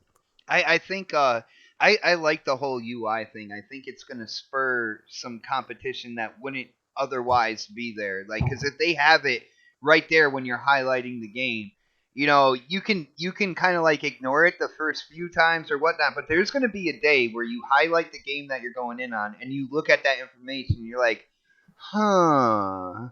And that's where the competition will start between like you and somebody on your friends list that wasn't there before. I like that. I'm all about that. But K Mega, what do you think about this? We got modular downloads. You can download whatever you want to download first. Not only that, you can uninstall parts of the game, like the single player stuff like that. When you're done with it, and keep the things that you're gonna keep going back to. Like the multiplayer or whatnot. And what do you think about the UI? I know you're a competitive dude, Mega, so you gotta like that new UI and kind of like the information that's gonna be put up there right in the beginning for you, man. Yeah, no, it's amazing. I think that's fantastic for PlayStation gamers to utilize that, and it's like what everybody's been saying. It does give a sense of competition, and it just adds more narrative to this multiplayer focus. It also gives a focus for like with people they hit platinum, or if they got this certain trophy and somebody and a friend might brag about it, and that other friend might want to try to catch it or do better than the other friend. So it just brings more immersion into what they're doing into the ecosystem, and that's, like I said, that's a positive thing. This comes to show just how different from the beginning of this generation is to now starting the next generation, of just how when it was such a bad thing for when you've seen Yoshida and Boyd passing the discs. Yeah. And now everything is all right. You know what I'm saying? With digital. Well, it worked for them at that point in time, because that's what I'm saying. Yeah, no, I'm just saying it's just crazy just to see the difference. I hated that guerrilla tactic when it came to marketing. It was a smart tactic. It helped propel the PlayStation 4 to what it is today. So you can't hate on it. The Xbox didn't capitalize on anything at that point in time, but yeah, no, I think it's a smart, and it's just like what Don was saying. The games are going to get bigger, so if people can't afford to go get an 8 terabyte external hard drive, things of that nature, then you can keep the one that you got, or at least get a 2 or 3 or 4 terabyte for a good price, and then just cut and choose whatever you want, to for when that next game that you want to buy, you can go ahead and put that in there. So, it's just smart. It's just what it's supposed to be. Because you look at, like, let's say for instance, Master Chief Collection. Once you beat the story modes, I mean, what's the purpose of keeping it if you're not going to ever go back to them? You see what I'm saying? I mean, yeah. That's a lot of space that you're knocking out. Because the only thing you care about is just the multiplayer. Well, look at any time you talk to somebody about going in on Halo 5 multiplayer. Now they got to download the whole thing and stuff like that. They're like, man, that's like 120 gigs right there. And if they start downloading it, it's not going to be done until the next day with some people's connections and stuff like that. So, I mean, they can always have that multiplayer there on the hard drive, not taking up that huge amount of space. Right. And they'll be able to jump in with you, whenever you're like, hey, yo, come on, we're playing like Arena or something like that. And, you don't have to worry about it, or they can download just the multiplayer, which would take a fraction of the time as well. Right, and also like they can cut out the multiplayer and just keep it single player focused. I mean, it's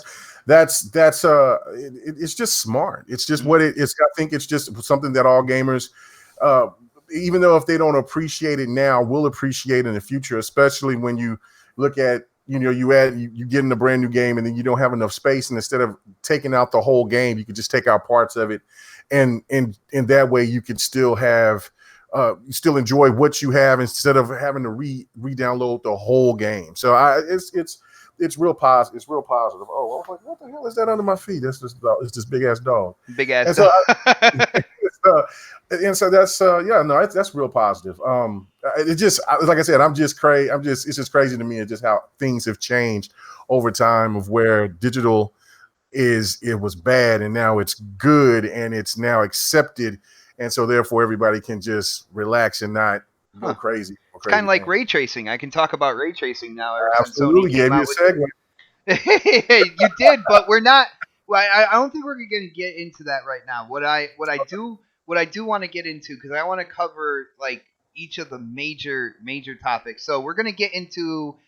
Unfortunately, we're going to get into losses of jobs and people who are moving on. And the first one, because we are talking about all the information that came out from Sony in an article, I think it was The Wire or Wired, was the website, and that around that same time, it came out that Sony Interactive Entertainment Europe laid off a bunch of people. Not only that, it stated within the news that Sony is restructuring, and more of the power and more of the say with what's going on with PlayStation and the games and stuff like that is actually going to Sony Interactive Entertainment America, which is over here on the west coast of the United States. Of course, you have Naughty Dog over here on the west coast. You have, a few developers on PlayStation side over here. And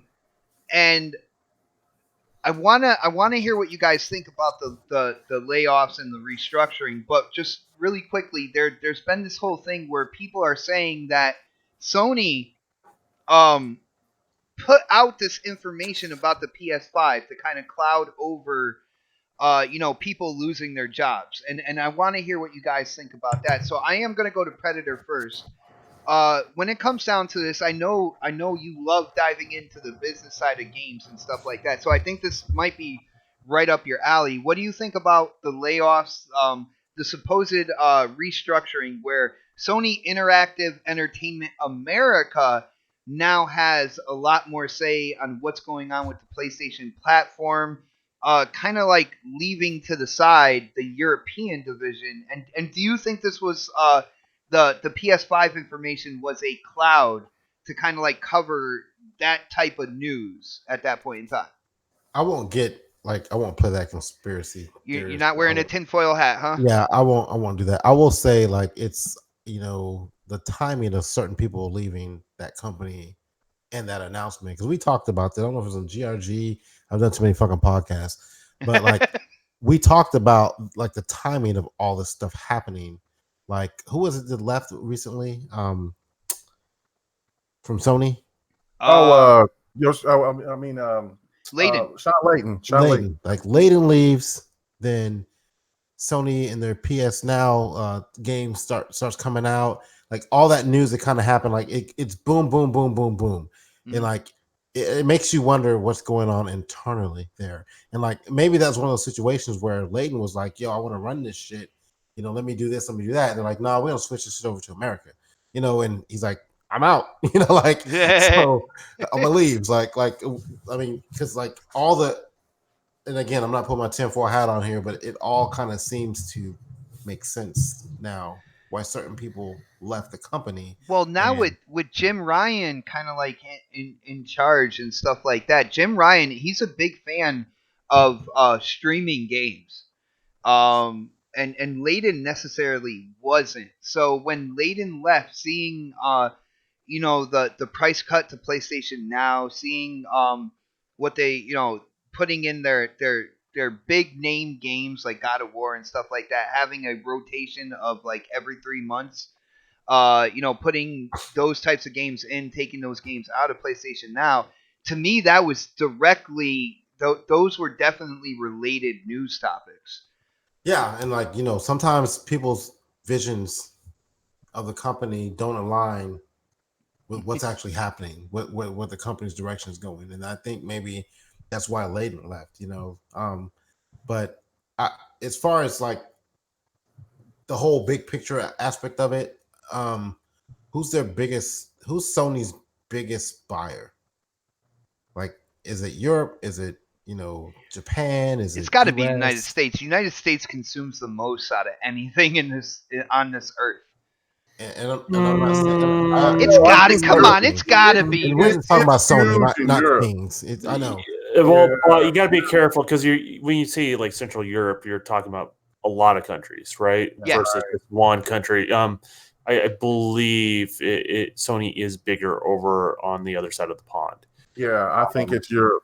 Because I believe the numbers from what I've been told are very close here in the United States. Sony's still ahead, but so like obviously if they got 100 million and that's got to be made somewhere else, right? So if they're pretty close here in the United States, and they have more districts, so I mean they're out in other places too. So I mean that was just a question I threw out there. I wasn't going over with that topic, but I mean I don't know why they would do that because a lot of Sony enthusiasts that I know, like they're all about those Japanese games and that Japanese culture and that kind of thing too. So I don't know what the reasoning behind them doing that was.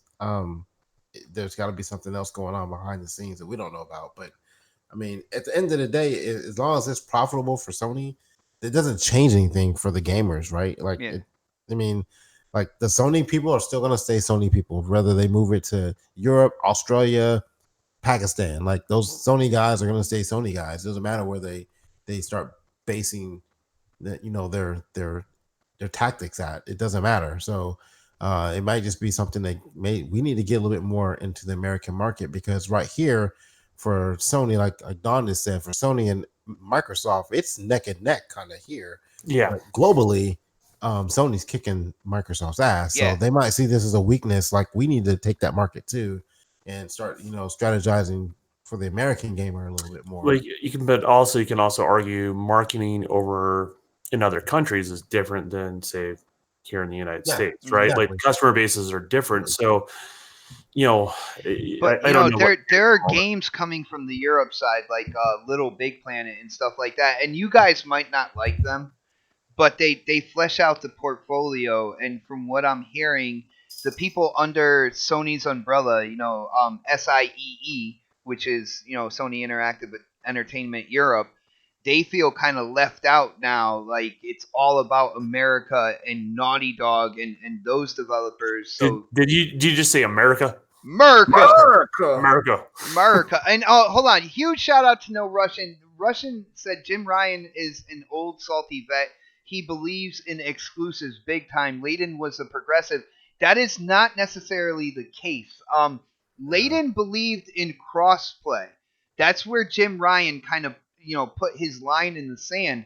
But if you look into Jim Ryan more, he is all about streaming services, brother. I just want to throw that out there because there's a lot of people saying, oh, Jim Ryan, he's such a conservative. He believes in having his exclusives, but exclusives to his platform, which could also be the streaming platform known as PlayStation Now.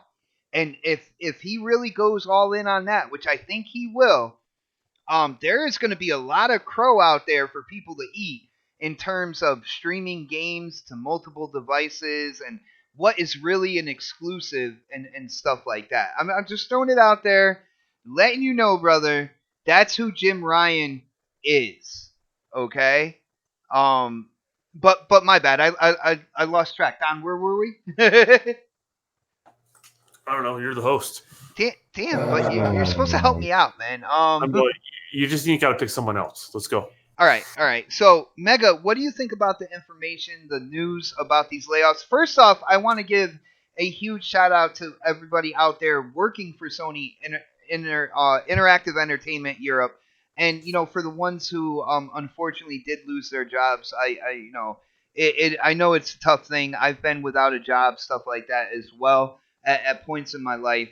Huge shout out to you guys on a quick rebound, getting a job somewhere within the industry that you will be happy as well as profitable. You know what I'm saying? So huge shout out to those guys. But Mega, what do you think about the news of these layoffs, and what do you think about kind of like as Pred said, he's not putting a tinfoil hat on, but there's kind of like a theory out there that Sony released the PlayStation 5 news to kind of soften the blow of these layoffs and this kind of like restructuring towards America. I mean, that's just business. I mean, that's just corporations. They do this type of thing all the time. I mean, this would if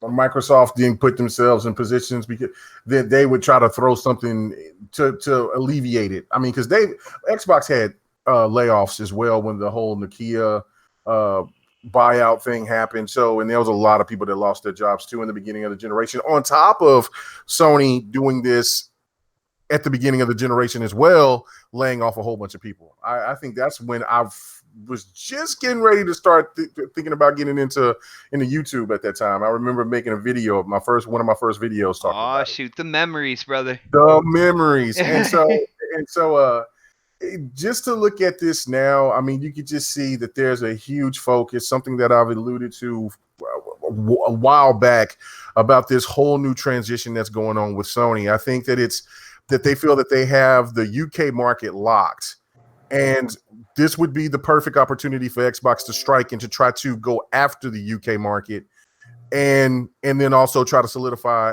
in the US while PlayStation has Japan, other places across the world. It seems, and while Xbox do have Brazil and it seems like they have Mexico, things like that, but it's one of those things where Xbox can choose where they need to, and PlayStation is wanting to go all in on the American market. I think they want to dominate this market, which would be smart because we are the biggest consumers in the world. So I just think that they're all in on that, and you see that there may have been turmoil. So Layton didn't believe in that. Keep the UK, where it needs to be is locked down, and we can still try to have a strategy of taking the US market away from Xbox because all the favoritism right now is in Sony's favor with the PlayStation. So it is crazy, but it's unfortunate. Like you said, it's sad that people lose their jobs. And also what makes this really weird is the fact that why would they, I think that's kind of a bad situation while these layoffs are being talked about, and they're trying to throw this under the rug if this is true while they're talking about the announcement of PlayStation 5. You would think that while the PlayStation 4 has strived so much and did amazing things, why would they be laying off anybody?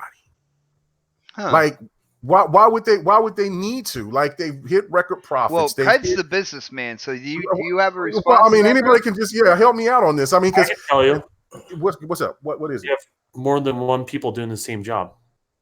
Okay. That's the reason why a lot of layoffs happen, right?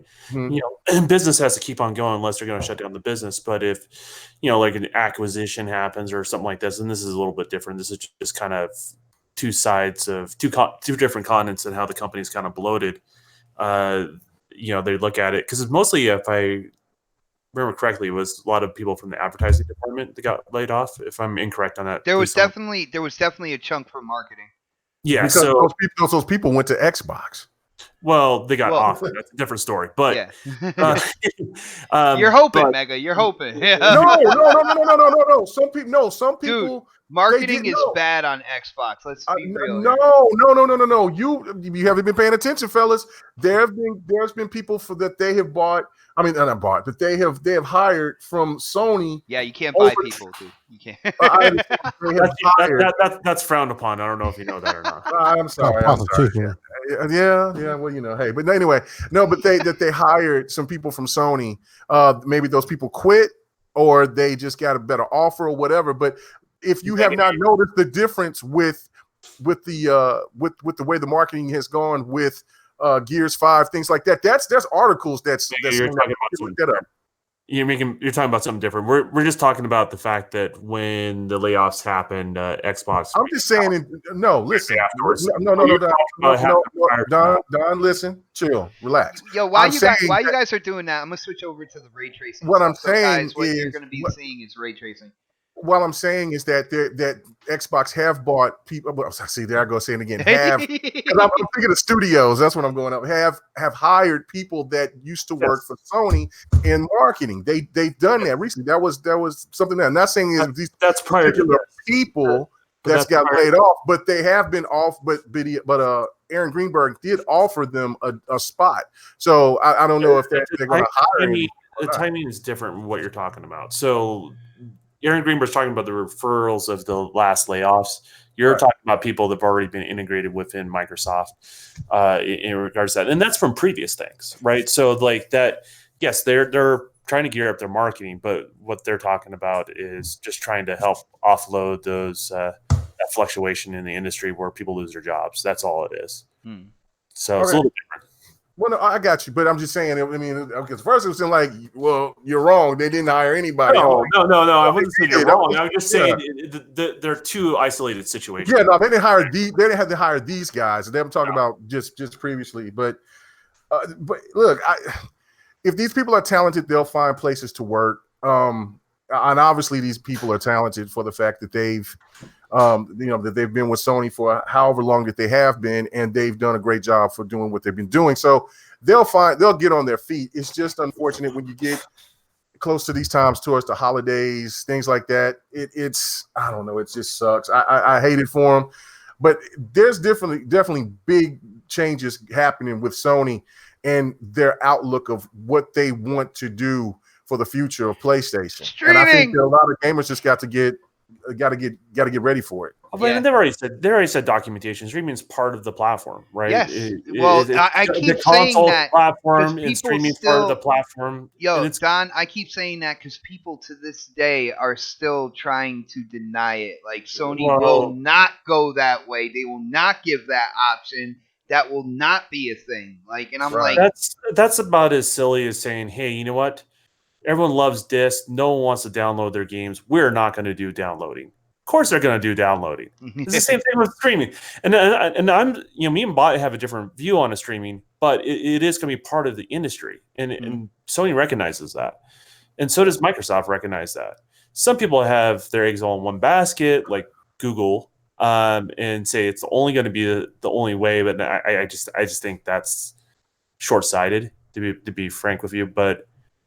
They're gonna try to capture a wider audience. I mean, that's it. Only makes business sense. Like if you can grab a piece of that $2 billion, like why wouldn't you try to do that? I don't know if you know this or not, but companies like money. Can you say that again, Don? I didn't understand that. They like money, but they not only like your money, but they like everyone else's money too. What? It's strange, huh? So if there's money to be made, and it may not be as much money on the streaming side of things, but if there's still money to be made, they're going to do it. And that's good for the industry, and that's good for you guys as well, because, imagine whatever game you're a fan of on the Sony platform does even better because they have more of an audience that engages with that platform because you have an alternative like streaming for those individuals. So it's Sleepy in the chat says he also likes money, by the way, just to let you know. Mm-hmm. Everybody likes money, but it's a sad thing again, but I don't know. To me, what's the more disgusting thing is that when you have these PlayStation fanboys that go out of their way to try to damage control it by saying things like, well, everybody gets laid off. Why should anybody care? I mean, as long as the exclusives come. I mean, you can look at Twitter and social media and see some of the comments like this shouldn't be a big deal because there's other people that's going through a hard time right now that had to learn that they lost their job. But I guarantee you, if you lost your job, you would want to have somebody to at least be in your corner.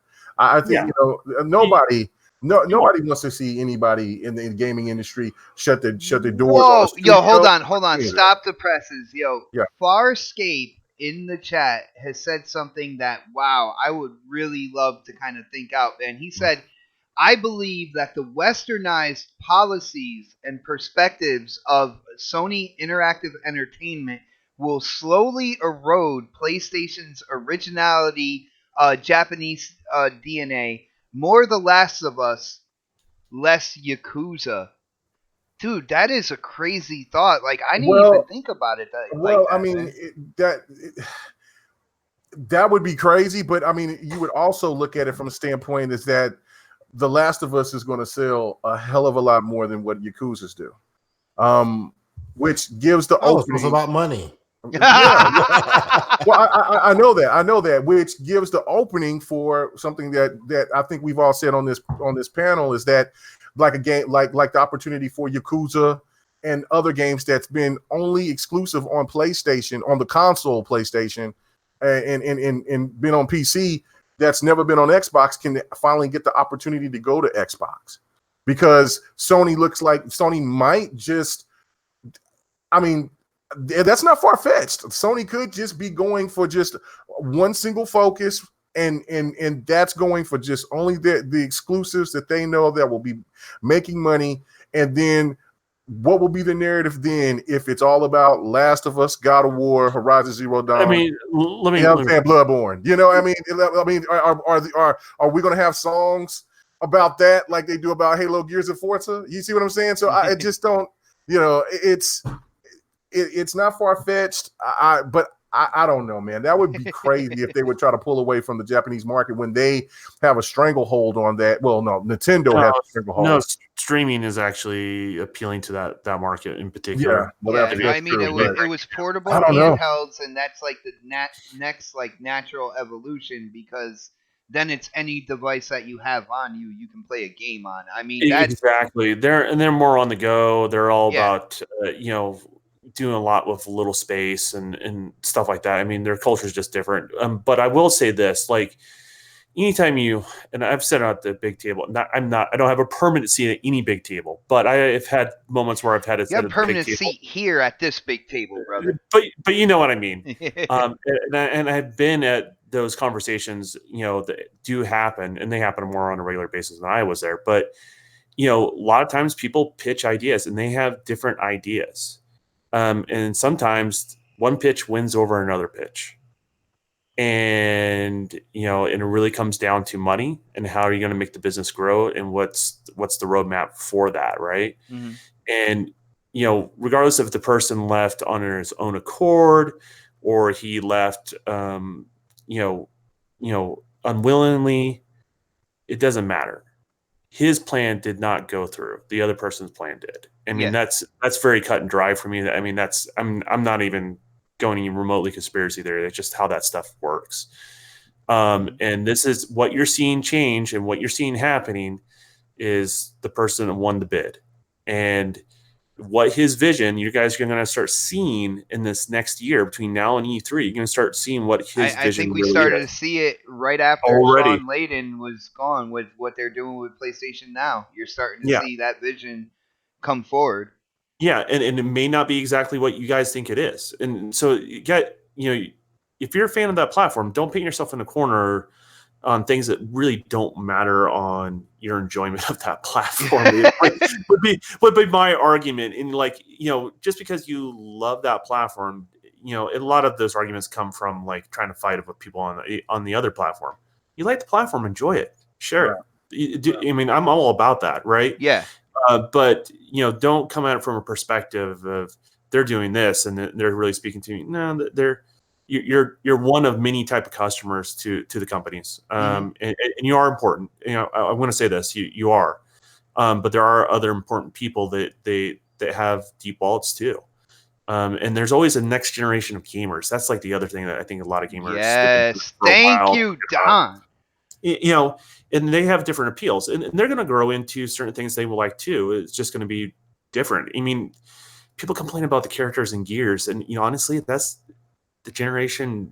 That's what the next generation of gamers. Joseph, like. The E3 is in June. Joe. I just want to let you know that, Joe. It's in but June. But you get what I'm saying on that? Like, Yeah. That's what the next generation of gamers like. I actually like it too, but I also like the stereotype characters that we got in Gears on the previous generations. Like, I enjoyed that as well. But that doesn't necessarily appeal to the new audience of gamers that are coming out. So, things are always going to evolve, and that's just kind of what gaming's about. Like, how you consume your content, I don't think is going away. I want to be very clear about that because I think a lot of people speak doom and gloom. It's not going away. It's not at all. But there's an alternative way that you can consume that content, or other people can consume the content and normally wouldn't consume the content in the first place, and that equals growth. And that's just a good thing for gaming in general. So nice. Guys, on that note, just one more kind of like vacancy in a job position. Vice President of Games at Xbox, Mr. Mike Ybarra, is stepping away and he's pursuing other ventures. Huge shout out to Mike Ybarra. I will say, when it comes down to it, there's a special place for Mike with me. He is one of the top guys at Xbox that I actually got to game with. I was playing Overwatch with him a couple times. I had an absolute blast, and the dude is definitely a gamer. He is so competitive. So he is leaving. He is, moving on to other things that he wants to do. And my main question here, besides, you guys and what you think about Mike leaving, is, everybody leaves a legacy. When it comes down to it, you remember when Mike was with Xbox? Yeah, he did such and such. For me, I feel like what we're gonna miss from Mike when it comes to Xbox is his voice, man. He was out there on social media. There was times where he didn't give two shits, and he would call people out on bullshit that was being talked about when it came to Xbox. He was awesome. On Mixer streams, he was streaming, of course, 99% of the time it was off PC games or whatnot, but he was not afraid to speak his mind. He was not afraid of the public relations office at Xbox, and he really went out there and spoke his mind when things were really getting out of hand in certain occasions. And I feel like Xbox is they're definitely gonna miss that. So K Mega, let me know what you think about Mike leaving, and let me know what you think his legacy is. Like, what is Xbox gonna miss with Mike not being there anymore? His voice. And also his talent. I mean, the man is very talented. Yeah. He was in charge of Windows 7, Xbox Live. He was in, he was part of the Xbox Game Studio. So he headed the whole backwards compatibility thing as well. Right. Yeah, I was just going to say that. So it was one of those things where he was a genius. He was a part of that mold of what Xbox gamers, we enjoyed what he did, and what he has done. And the one thing that a lot of people wish that Phil Spencer would be like in the open, not so much of how his demeanor might be really behind closed doors, but for what people perceive him from just thinking that Phil is kind of soft-spoken, doesn't want to get into the rah-rah things, while Mike will get into the fray sometimes. Oh yeah, he'll get in there.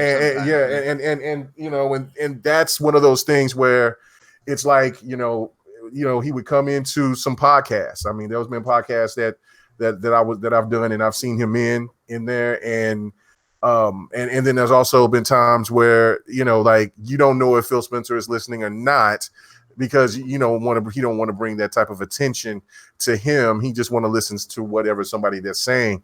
So there's a different dynamic there, but I think overall, when you look at the man's talent and what he's done, his legacy speaks for itself. And it's a great talent. It's a fantastic talent that's leaving Xbox, which it's Xbox. I think it's overall should be okay, but it still is a big loss for such a big personality, in my opinion. So, look. Why did Mike have to go? Why can't Larry go, man? Oh, come on, man. Dude, look, Larry, I will let you know, time. Larry is a prick. He is like really mean to people. I know. I've like never that, had any interactions with Larry Herb, so I wouldn't know. I've heard seen the videos, same thing, but and he is like, don't Mega, touch we're gonna introduce Xbot to Larry Herb at E3. Nice. Oh yeah. Yeah, we're gonna play this clip. Yes. Yeah. All right. Now, we'll be doing it live anyway. Yeah. He will be greatly missed. Especially he was been a part of the Xbox community. He was, and he was, I think, another driving force for the Xbox being what it is, going forward with the PC. The turnaround, because he is a diehard PC gamer, and he wanted to, and he, I think, help bring games like Age of Empires, etc. on. He signed those contracts. So I think it's a loss. That's something that can't be denied, because we don't know who's going to take his spot. I'm sure that they'll pick somebody, but we don't know if he's going to have that pizzazz, that style, that swag that Mike had. And look, if it was his time to where he wanted to go do something else, then it was his time to go do something else. I mean, look, I to this day am still hurt that Jack Tretton left PlayStation, because to me that was the heart of PlayStation to me. Oh, he had that personality too. He had the swag. He had that personality. He would get in. You know what I'm saying? He had that voice. I love Jack Tretton, and it seemed like when Jack Tretton left, that's kind of like when as for me being a diehard Sony fan at one particular time, that kind of left me, and then it just did. And so with Mike, it's gonna probably have a lot of effect on a lot of people if you don't have like an Aaron Greenberg, or if you don't have somebody else that would take the mantle of being vocal at sometimes, when you have people that just kind of just run at the mill and just be that they'll just make up some outlandish story about Xbox. They don't stuff have like another voice like Mike, from what I've seen. I don't. Well, we don't know. I don't see Aaron we doing don't know. that. Aaron has said some things a couple of times, but I mean, not like Mike has. That's what I'm saying. Like that, we don't know who else has that voice like that. It seems like the people that's had those type of voices are no longer with Xbox. But again, the perception is different, because when you talk to those people individually, they have a fire, they have a drive, and they have a want to. So it's not like they don't want Xbox to be number one, or they don't have that drive. They just have a different type of personality.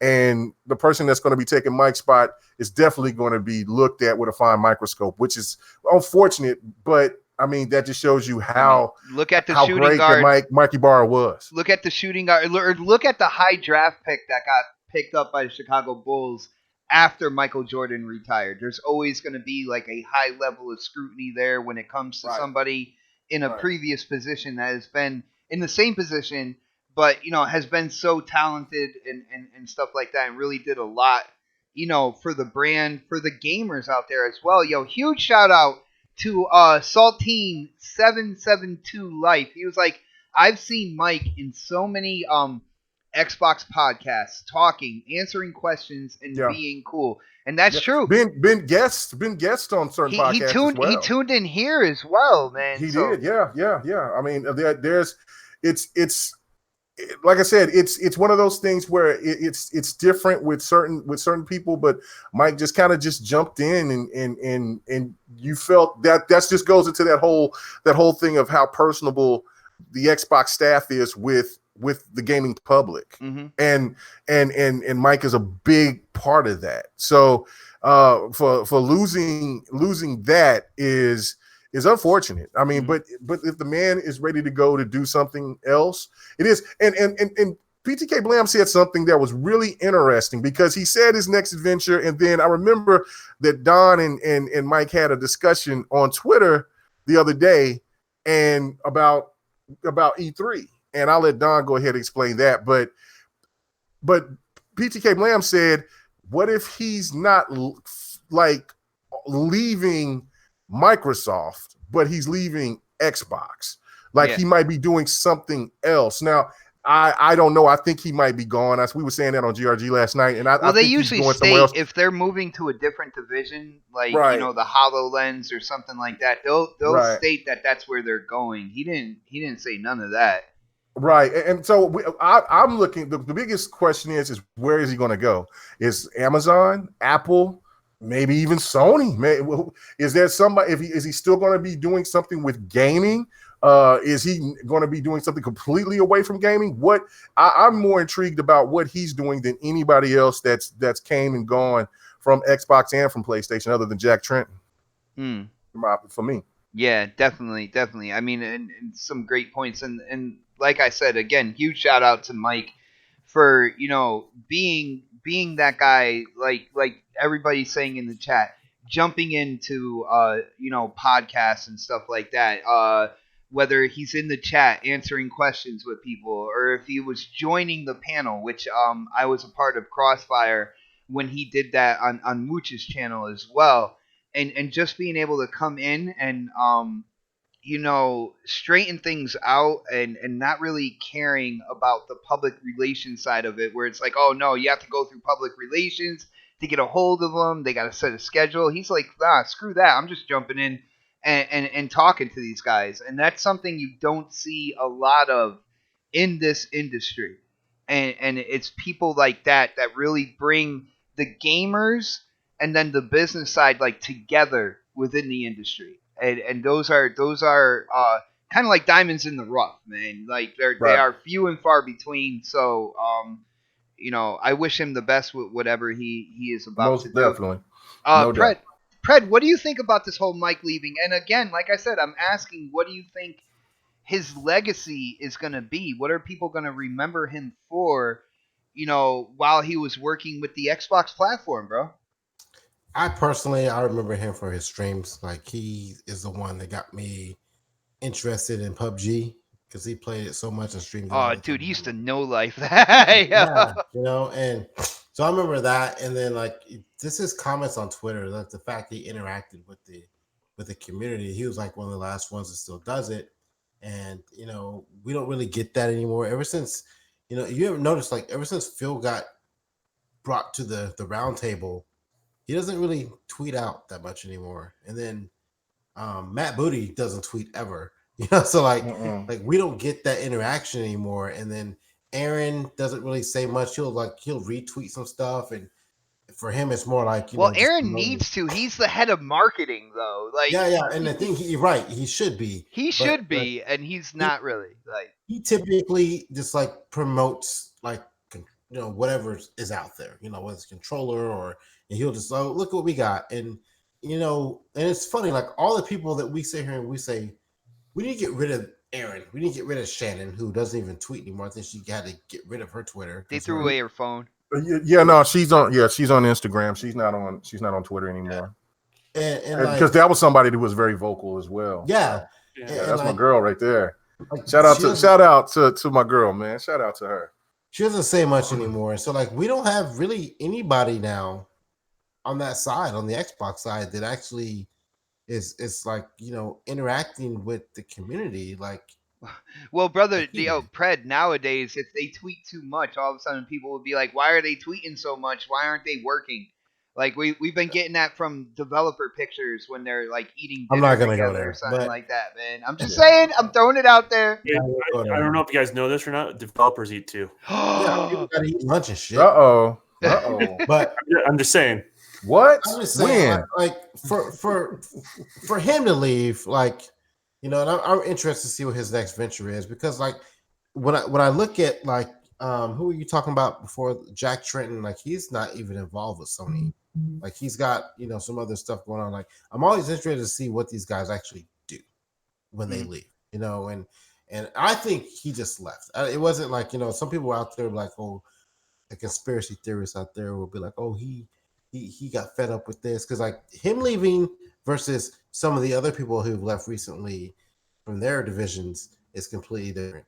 I think he left. He wasn't fired. He left.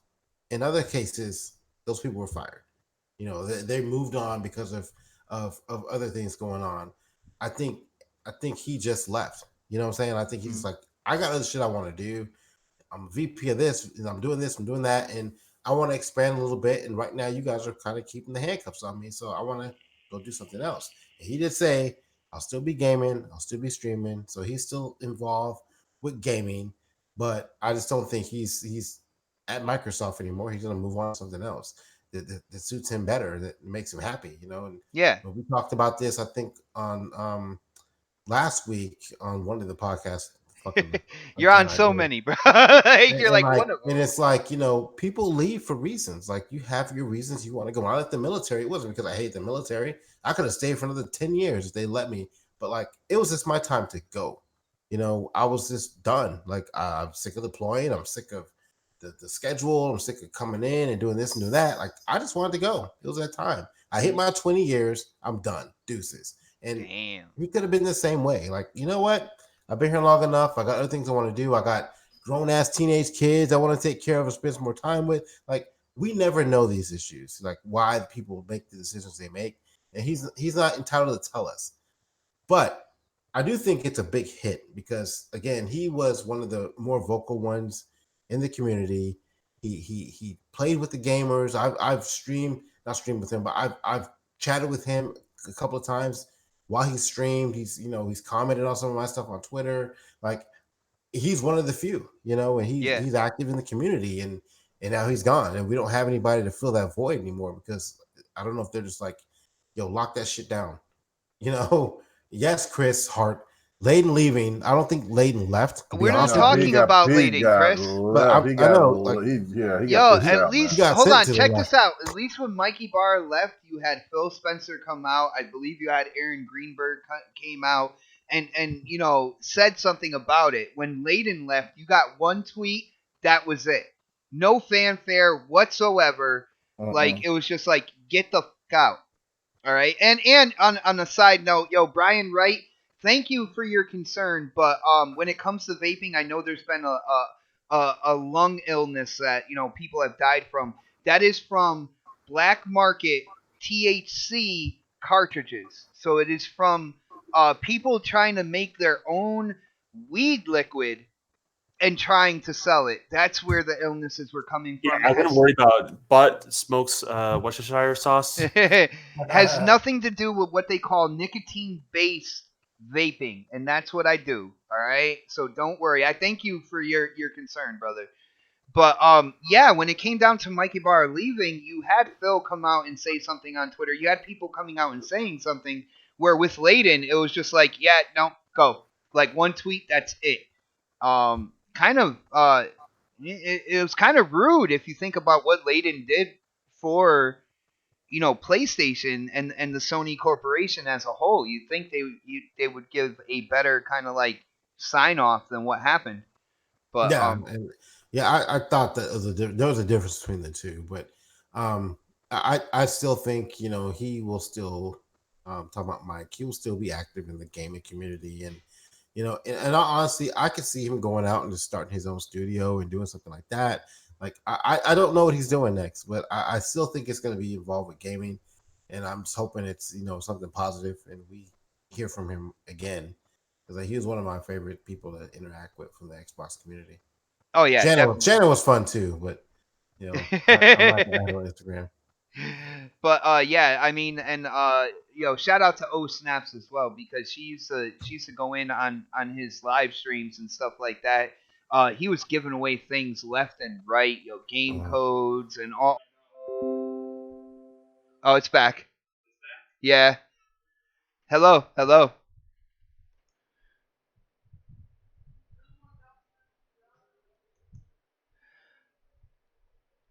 Hey guys, what is going on? I am sorry. There was a hiccup with the internet, and I lost the panel. So if you guys can just bear with me real quick, I will get them back into the hangout.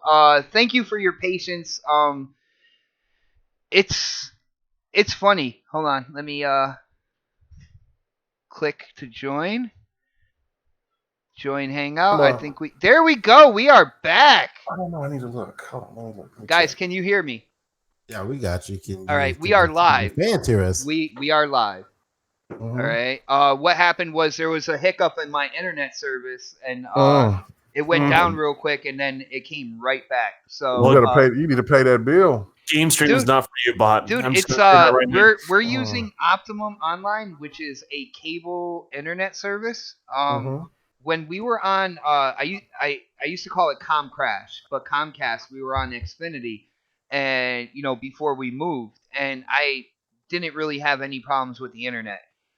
This is already like the third issue I've had with Optimum, and the funny thing is, out of all the places, Comcast does not cover the area that we live right now. So I can't even go back to Xfinity if I wanted to, man. Tell me more about these pixies that ruin your internet. Yeah. No, gremlins. Dude, even my son, my 16-year-old came in. He's like, "What happened?" I was like, I don't know. Did the world end for him?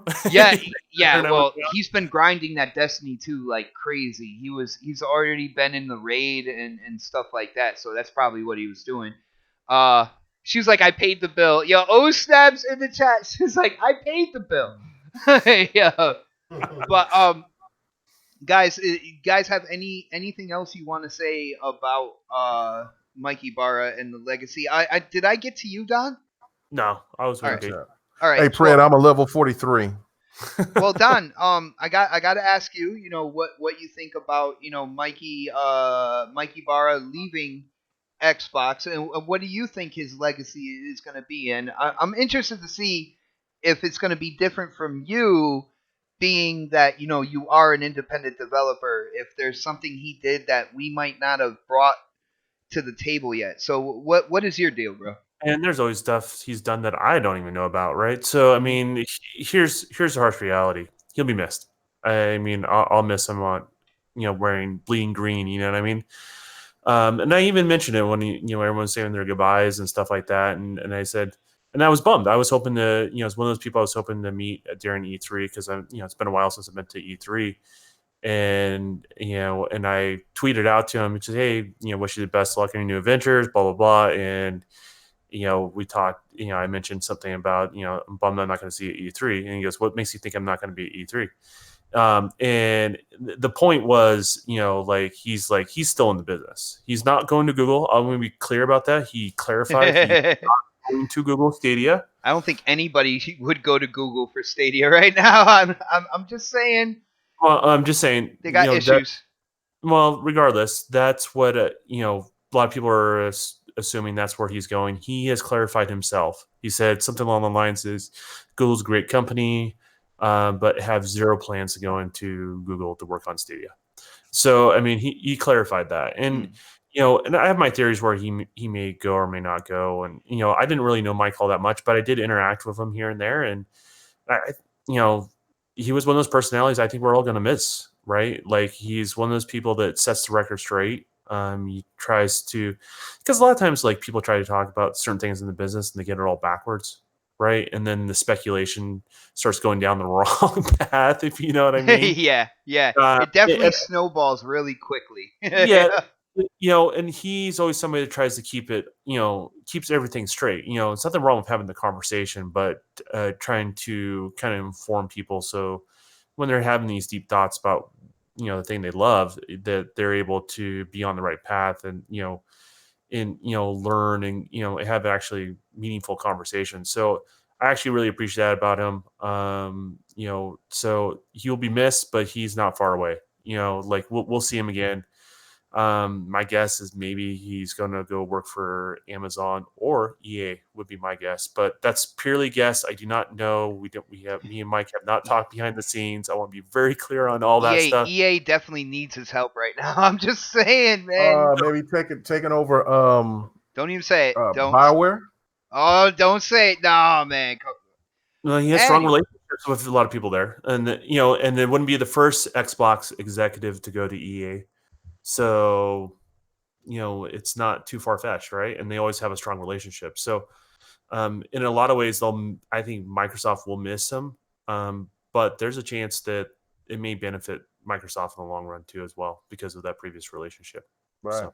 Nice, guys. Now, unfortunately, we're looking at we're about 10 minutes after 9. I did want to talk about this whole console wars thing, because I see people out on social media that kind of like relate it to football or something like that with rival No, we're not teams talking and about stuff. that. Nope, not But going there. but no, I am going to save that for next week. So that will be a topic for next week. We will get in and see if console wars are really a good thing that some people are saying out there on social media, but you're going to have to tune in next week for that because it is Saturday night. The gamer's got a game. I got to get the controller in my hands. I got that Destiny 2 grind to get on with tonight. It is going to be a fun night. And Oh Snaps is actually home. So that is also a plus. But like a 40-year-old with a comb over, guys, we got to get those plugs in. And I am going to start with none other than part of starting lineup, Mr. Predator. Predator, you know the deal. You got to let them know where they can go to talk games with you, brother. If you have any plans on being on any shows, like if they actually, let you know before time or whatnot. What's going on with you, Pred? I'll be on Ghost Recon tonight. If you're not like even there close to my level, like 198-ish, like don't even try to jump in right now.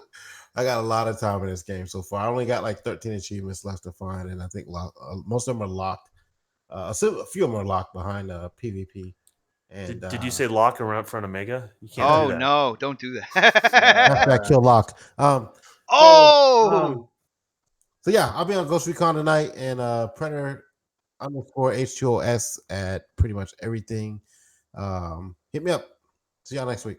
Nice, brother. And Don, thank you, man. Like, Crispy wasn't able to make it tonight. He was working tonight instead of usually during the day.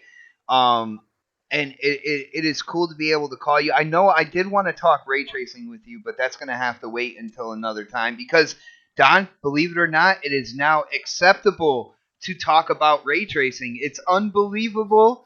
I am excited.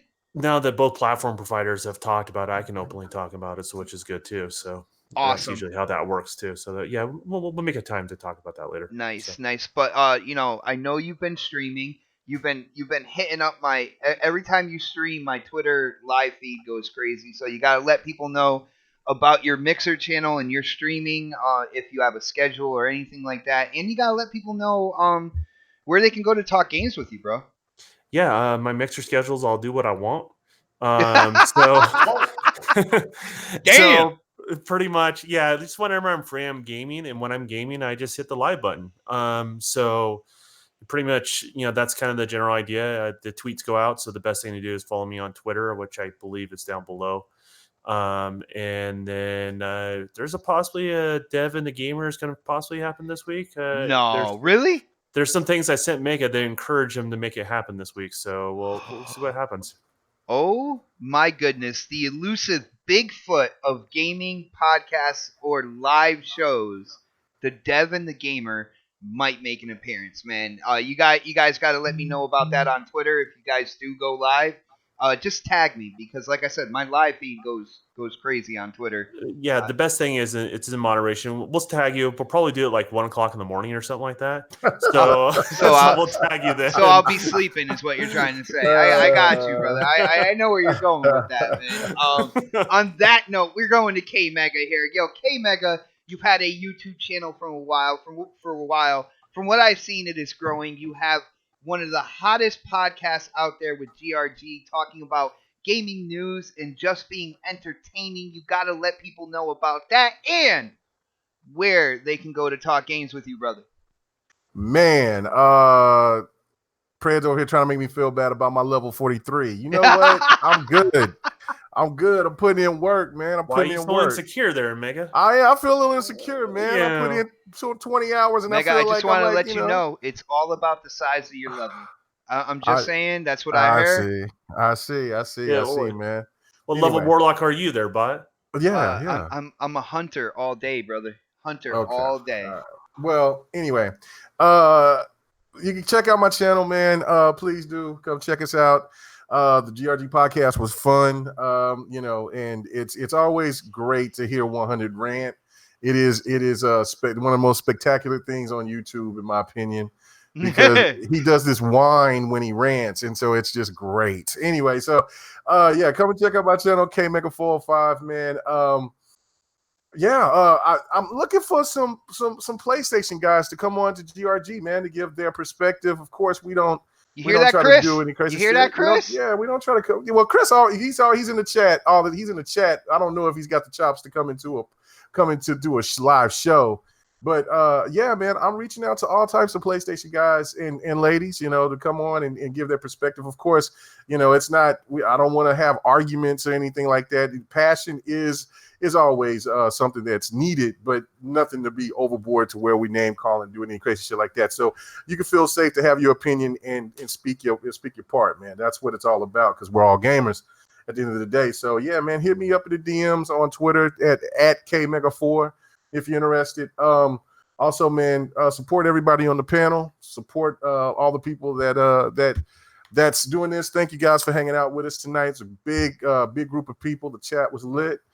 And damn, that's it, man. I'll probably be streaming something, probably with Don or whatever. I don't know, but I'll be streaming too this weekend. I don't know what though. Probably I'm gonna try to do some Ghost Recon, but I probably won't be doing it with Pred. May I make a suggestion? May I make a suggestion on what you should be streaming? Huh? Can I make a suggestion?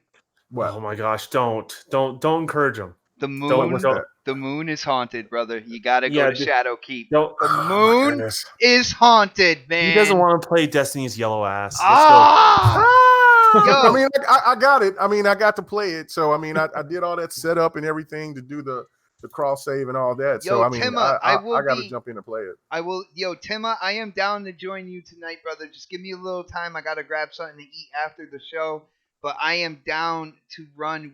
I gotta do the Nightfall though. If you're down to do the Nightfall, definitely join up with me. What the hell is this? Is this PlayStation Home? No, what are you playing here, bot? No, it's my daily spin for NBA. PlayStation Home right now. Oh, man, that's what you're playing. Don't knock my hardwood classic. And there's nothing wrong with playing right PlayStation No whammy.